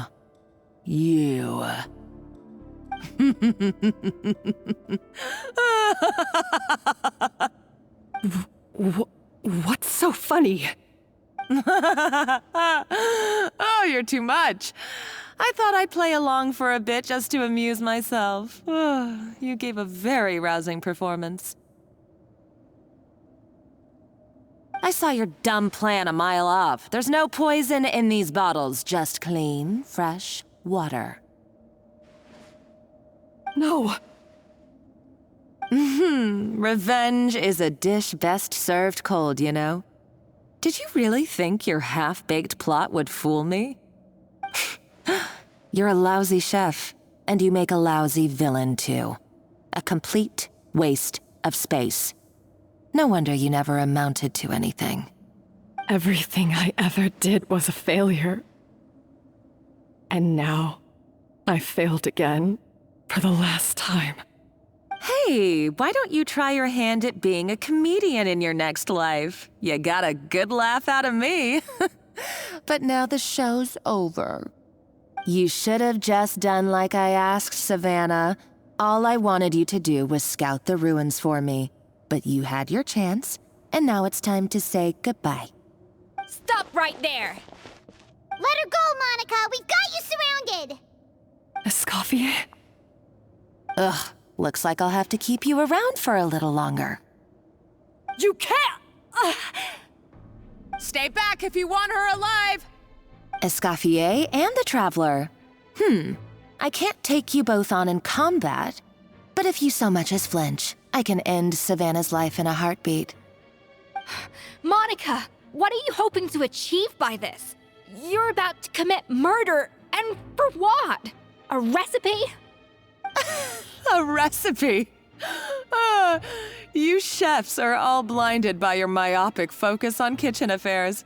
Well, some of us actually have bigger fish to fry. Modeste had a secret. The truth behind his so-called genius, the je ne sais quoi factor in his Gâteau de Bourg, and it's right here in these ruins. Are you serious? You're here because of a Gâteau de Bourg obsession? You've gone completely mad! I couldn't care less about the cake itself. No, the real treasure is the secret ingredient that Modeste sourced from these ruins. He and Savelli were fools. A priceless treasure of Remoria in the palms of their hands, and they thought, ooh, this would go great in our cake mix. We're talking about a powerful stimulant that also sharpens the senses. That's no cooking ingredient.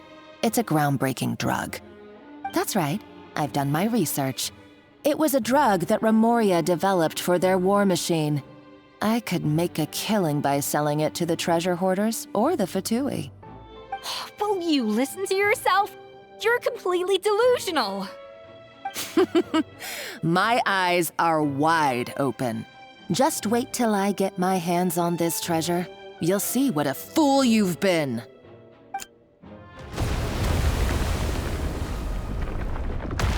Wait, what's that sound? Just when I thought she couldn't get any crazier. She's lucky the whole place didn't collapse. Uh-oh, Savannah's gone too! Monica must have taken her. Oh, what a coward. She's only taken her— That's true. Even if she finds the treasure, she'll need Savannah alive if she wants to get out of here in one piece. Oh, well, our path's been blocked, so let's look for another route.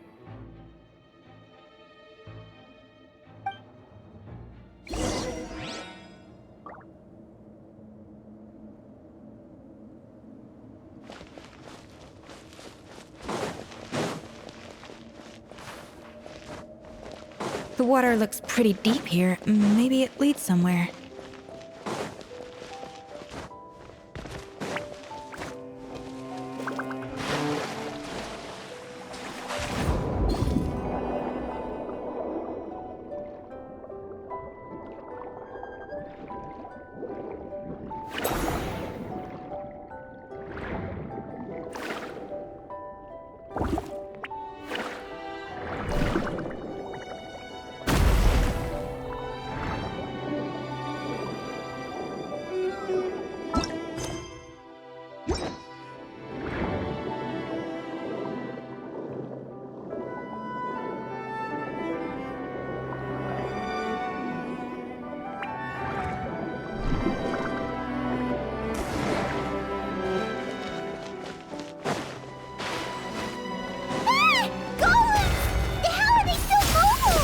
They were probably awakened by the explosion just now.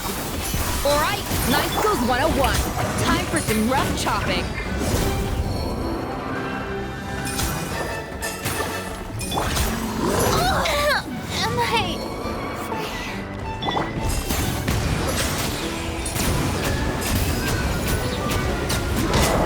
The tides beckon.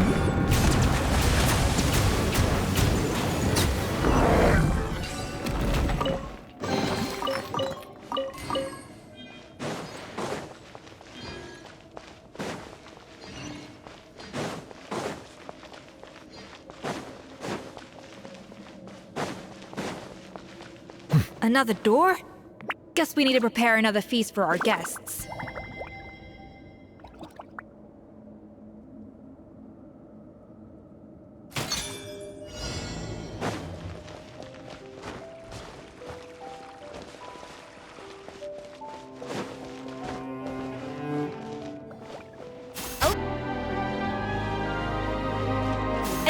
frosting!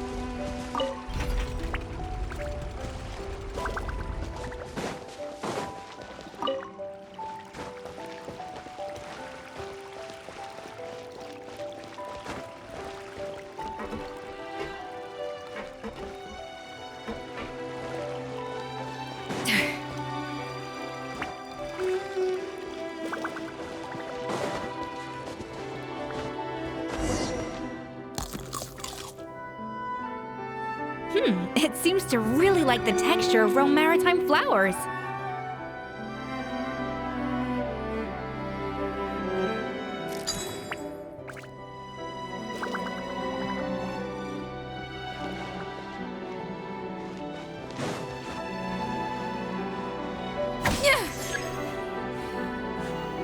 A little amuse-bouche.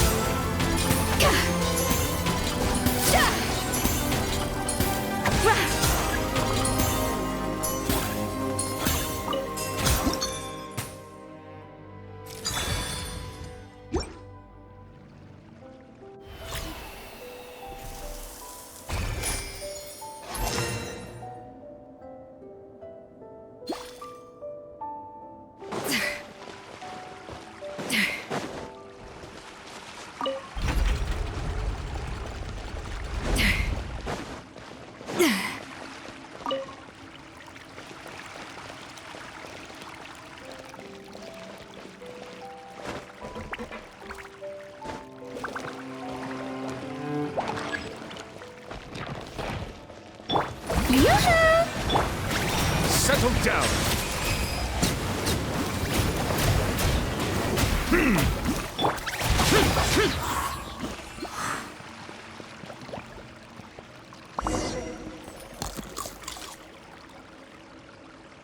I never knew you could process Lumitwol like that.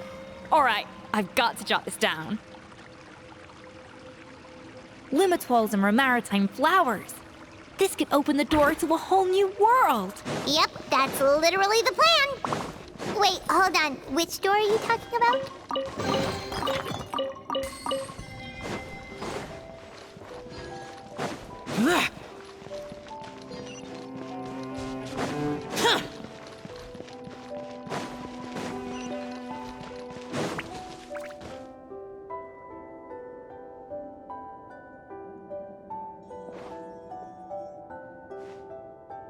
That's strange. These don't look Grimoirian to me. More like last century Fontaine. Adventurers from last century Fontaine, huh? Oh, Modeste and Savelli, do you think they camped here? By the looks of it, this was a one-person camp. They adventured together, but maybe one of them came back alone at a later date. Huh, you really think so? Trust our adventurers' instincts. We're pros at this stuff, just like you're a pro in the kitchen.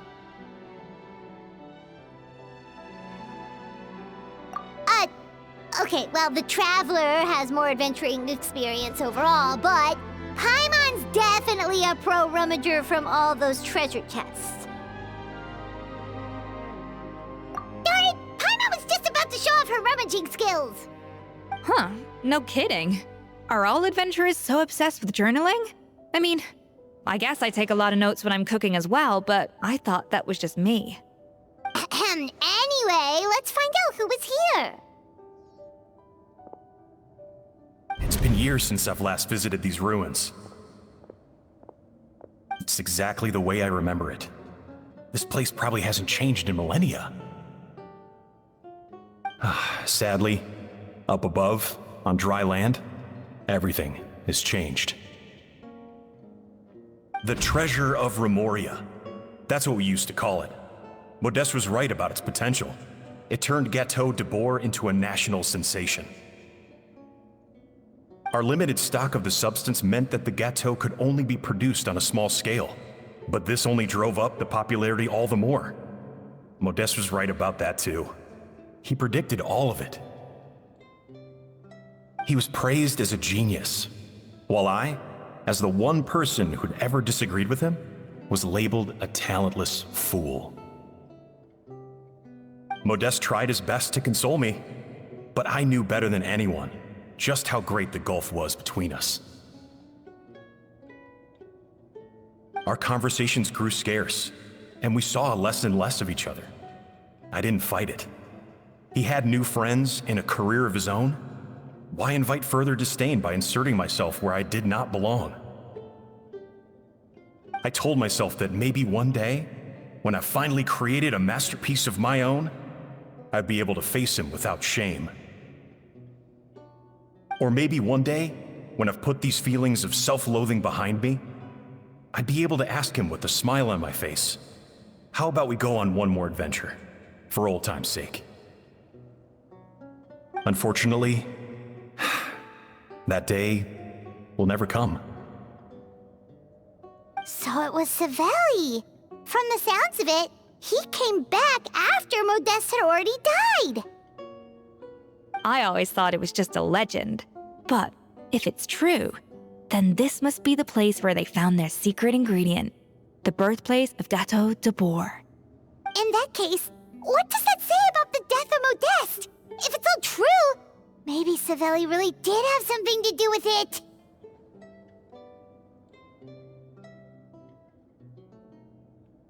The taste of Gâteau de Bourg has changed. Modeste was convinced of this, even though everyone swore they couldn't tell. Being the perfectionist that he was, he refused to accept even the slightest flaw in his work. He stopped all sales of the product, locked himself away in the kitchen, and worked day and night, vowing to find out where he had gone wrong. But as he baked and taste tested over and over again, he found he only strayed further and further from the original taste. It was only when he was sipping on coffee one day and realized he could not taste the bitterness that the truth finally dawned on him. What had changed was not the gâteau, but his sense of taste. The treasure of Remoria stimulates the senses, taste included, and invigorates the spirit. In the short term, it offers people the ultimate gourmet experience, but in the long term, it dulls their senses entirely. In hindsight, it made perfect sense. After all, why would a culture that sought liberation from the constraints of their bodies care for the loss of their senses? But we realized it too late. We were just too late. Over the course of his many culinary experiments, Modeste exhausted the remaining supply of the treasure of Remoria. He consumed it all himself. The finest culinary talent of his generation now faced a future in which he would never be able to taste anything ever again. Finally, in despair, he took his own life. And because we had become estranged, I could not be there to stop him, to offer some words of comfort, or even to say goodbye. Yet despite everything, he sent me his final letter. The treasure of Remoria? Guess Monica was really onto something. It really was a kind of drug. So, Modeste chose to end his own life. Then, why all the rumors that Savelli murdered him? Also, neither the Codex nor any other contemporary records make any mention of the treasure of Remoria. It's almost as if someone deliberately erased it from history. Modeste told me everything in his final letter. His was a tale of how even a genius could fail, and how much more devastating it is when it happens. Did he hope I would gain some personal catharsis from knowing the truth? Or maybe he wished for me to warn the public about the dangers of Gâteau de Bourg, proving that I had been right all along. But if the public ever learned how Modeste's greatest triumph became his undoing, his fall from grace would be swift and merciless. 1 minute a genius, the next a joke. It would surely spell the end for his restaurant, too. What would be his legacy then? How would future generations view everything we built together? I fear the scorn I have faced these last years would pale in comparison to the scorn shown to him by the history books. I cannot let that come to pass. I will do what I must to protect his name. It will mean tampering with his notes to remove the damning details, leaving mere fragments of our story behind. It may lead his family to suspect me of having a hand in his demise. But if that's the price of destroying all evidence of my crimes, then so be it. I would rather the world believe a tale of genius and jealousy than see his reputation in tatters. The final loose end is the evidence here, at the bottom of the sea. Huh? What's wrong? Didn't we say Savannah should be safe for now? So we thought, but if Monica finds out what happened to the treasure, there's no telling what she might do.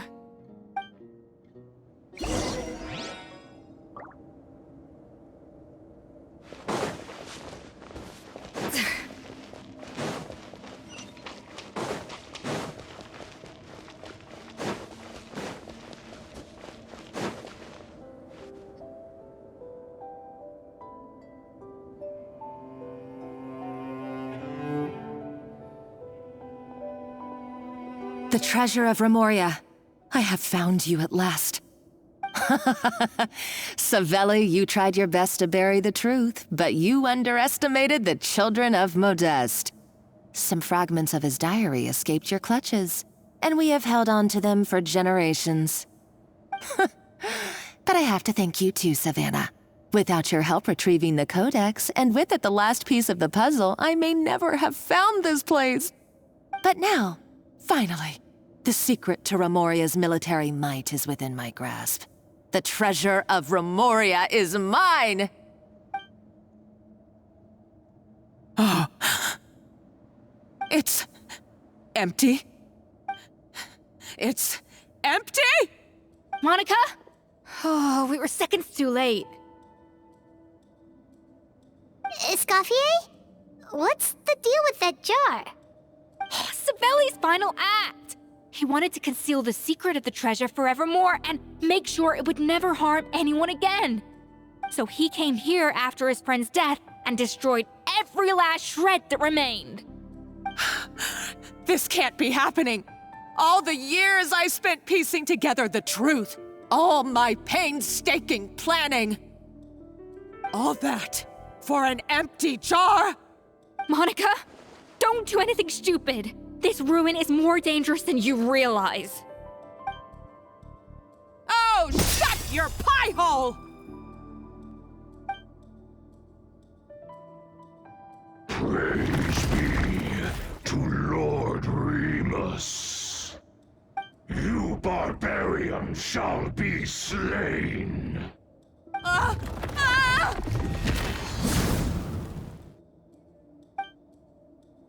She's a nutcase! A liability to herself and everyone else. Well, now it's up to us to clean up the mess she's made.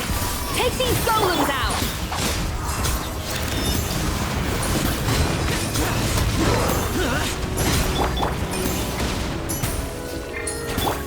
Skyward! Scatter! Stray clouds converge! Let my name echo in song! Bow your head.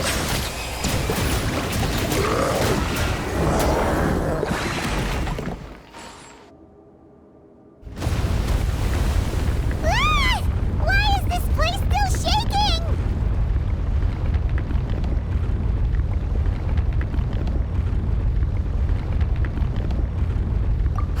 Either way, it's all her fault. Enough chit-chat. Let's get out of here, Traveler Escoffier, come on! Okay, I'm coming. Oh, no you don't. If I can't get what I want, neither will any of you.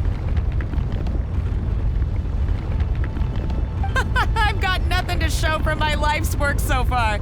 But if I can take another so-called genius down with me in my final moment, then it was all worth it. You're a psycho!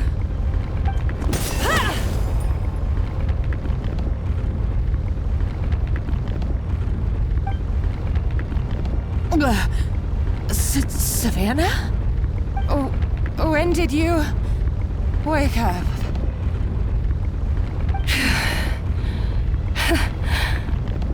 I may be a lousy chef, but it looks like I'm not a complete waste of space.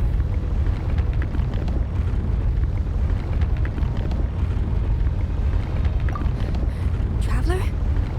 Okay, let's go!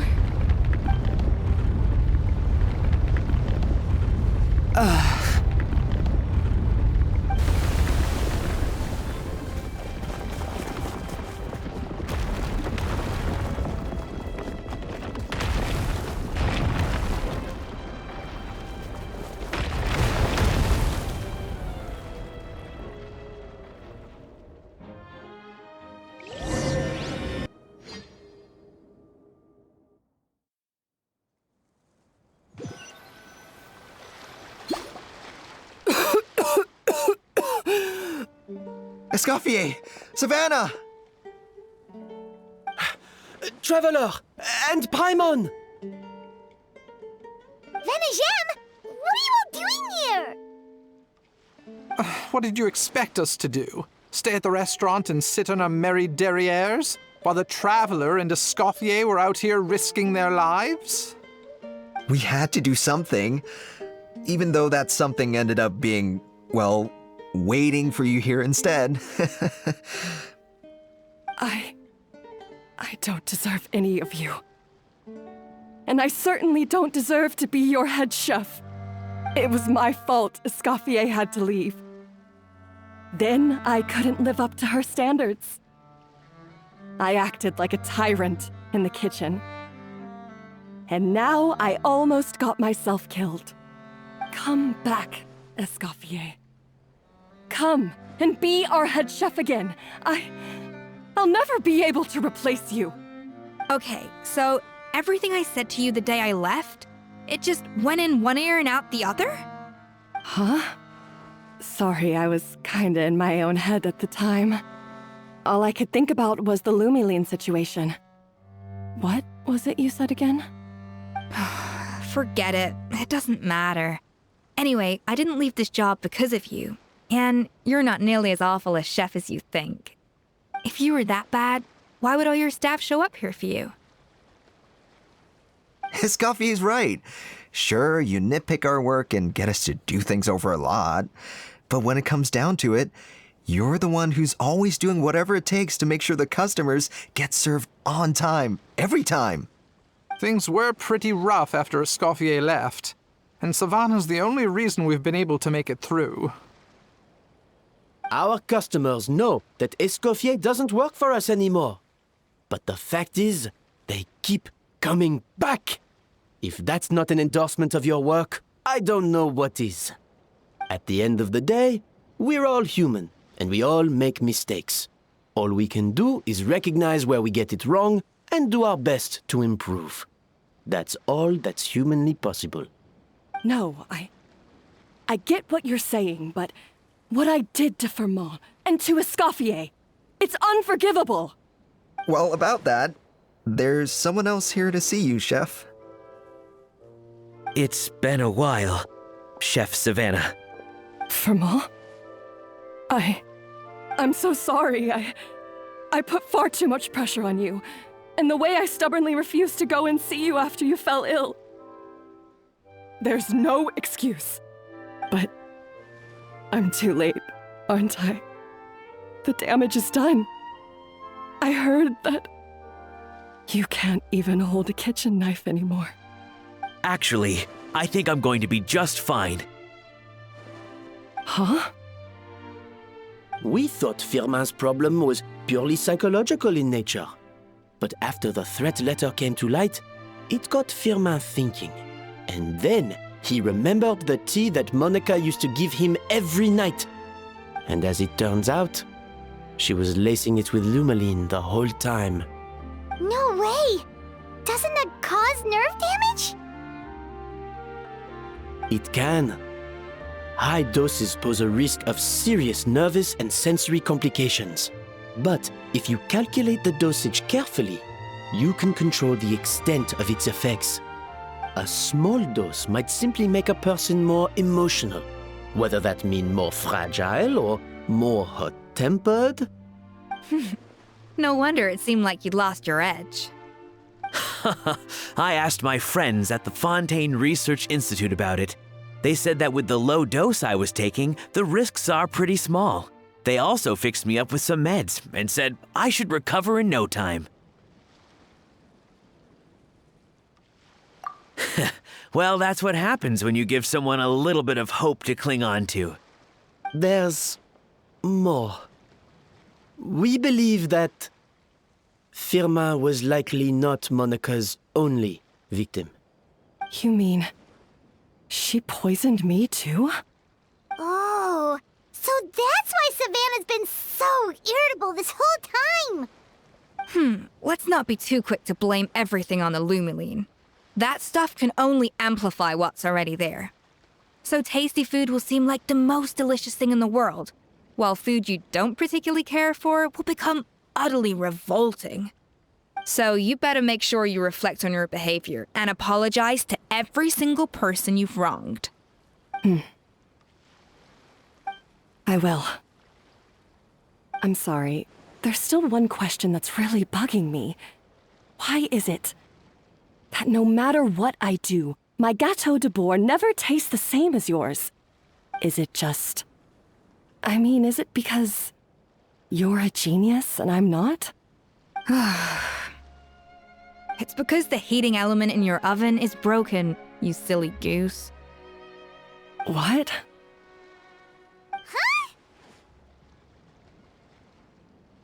I felt like something was off during the cooking contest.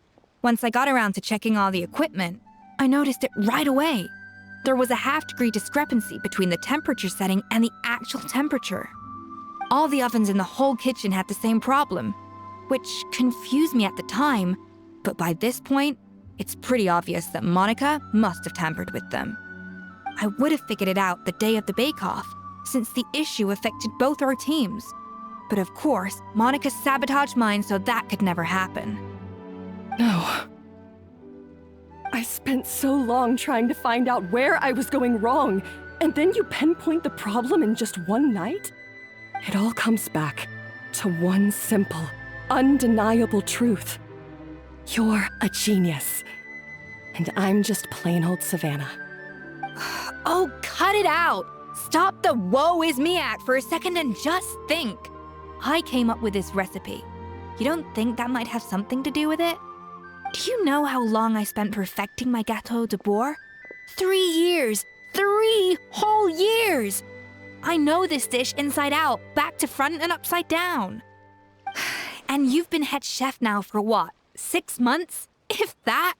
A couple hundred failed attempts, and you're gonna throw in the kitchen towel and declare you'll never be successful because you're not a genius. You clearly have no idea how many kitchen failures I've had under my belt, or just how long it took me to finally get my recipe to a level I was satisfied with. Genius or not, everyone makes mistakes. Modeste did, Savelli did, everyone does. You're only a lousy chef if you don't face up to your mistakes, learn from them, and then keep chipping away until you crack the problem once and for all. Surely you haven't forgotten all that. You were no lousy chef back when I handed you the reins. I haven't forgotten. And I'll make sure I never do. That's our head chef. Ha ha! Sounds like we won't need another changing of the guard in the Hôtel de Bord kitchen anytime soon. Huzzah! What a perfect ending to a crazy journey. Look how happy everyone is.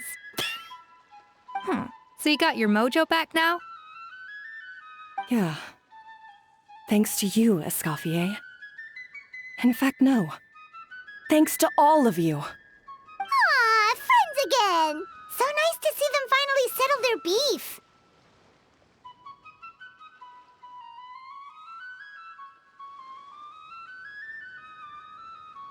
Good. So now that's out of the way. It's time for payback. You cheated in our last bake-off, and I demand a rematch right now. Huh? But that was mostly Monica's fault, wasn't it? Right. And also, does it have to be right now? Savannah's only just got her mojo back, and you barely escaped from a death trap. No excuses. This is a cooking contest between two top chefs, and nothing will stand in its way. So grab your spatula and get ready, because this rematch is happening today, right now, this instant. Hey, so, this whole time you were salty about losing? The second cooking contest commences now! This time, no more games, and no holding back!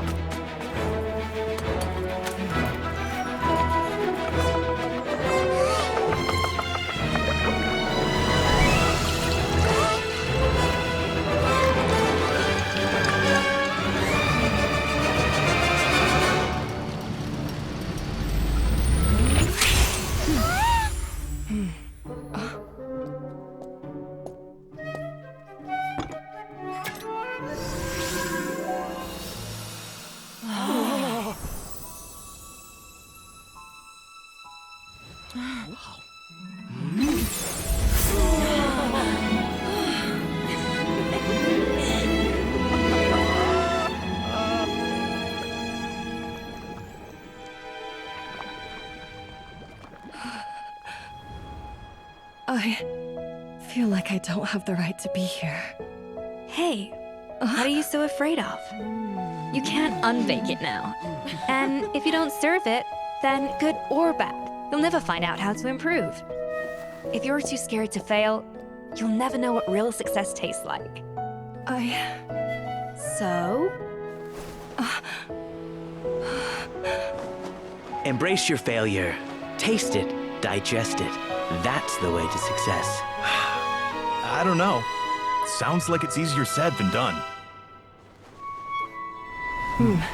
I'll do it.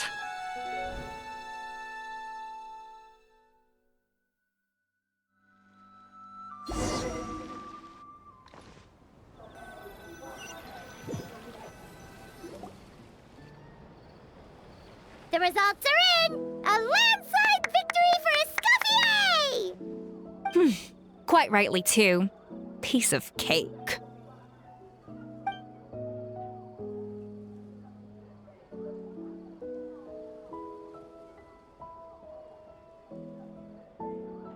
Oh yeah, look at that!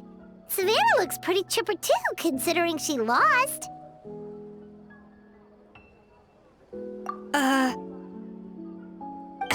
Now, where were we? Yes. Do you have any more questions for me after everything that's happened? I thought Navia would have filled you in. And actually, I said all this to Savannah before I left. Although, as we saw, I don't think any of it sank in. I had two reasons for leaving. One was the food safety incident, of course. But the other was that the Hotel de Boer had reached a point where it didn't need me anymore. So I decided to step down and look for new opportunities to improve myself. Improve how?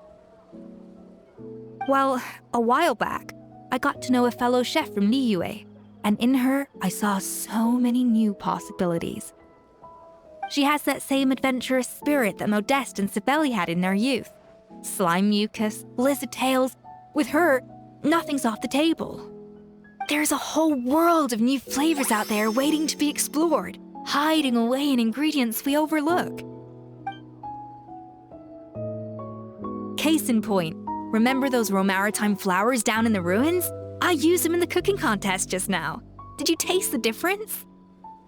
What? Paimon didn't notice at all. half of the art of cooking is dissecting the recipes of previous chefs and figuring out the exact constellation of elements that gave their work its signature taste. And the other half, it lies in freeing yourself from the confines of the kitchen. You've got to go out and explore the endless possibilities out there. Uh-oh. Paimon's suddenly not sure she wants to try your cooking anymore.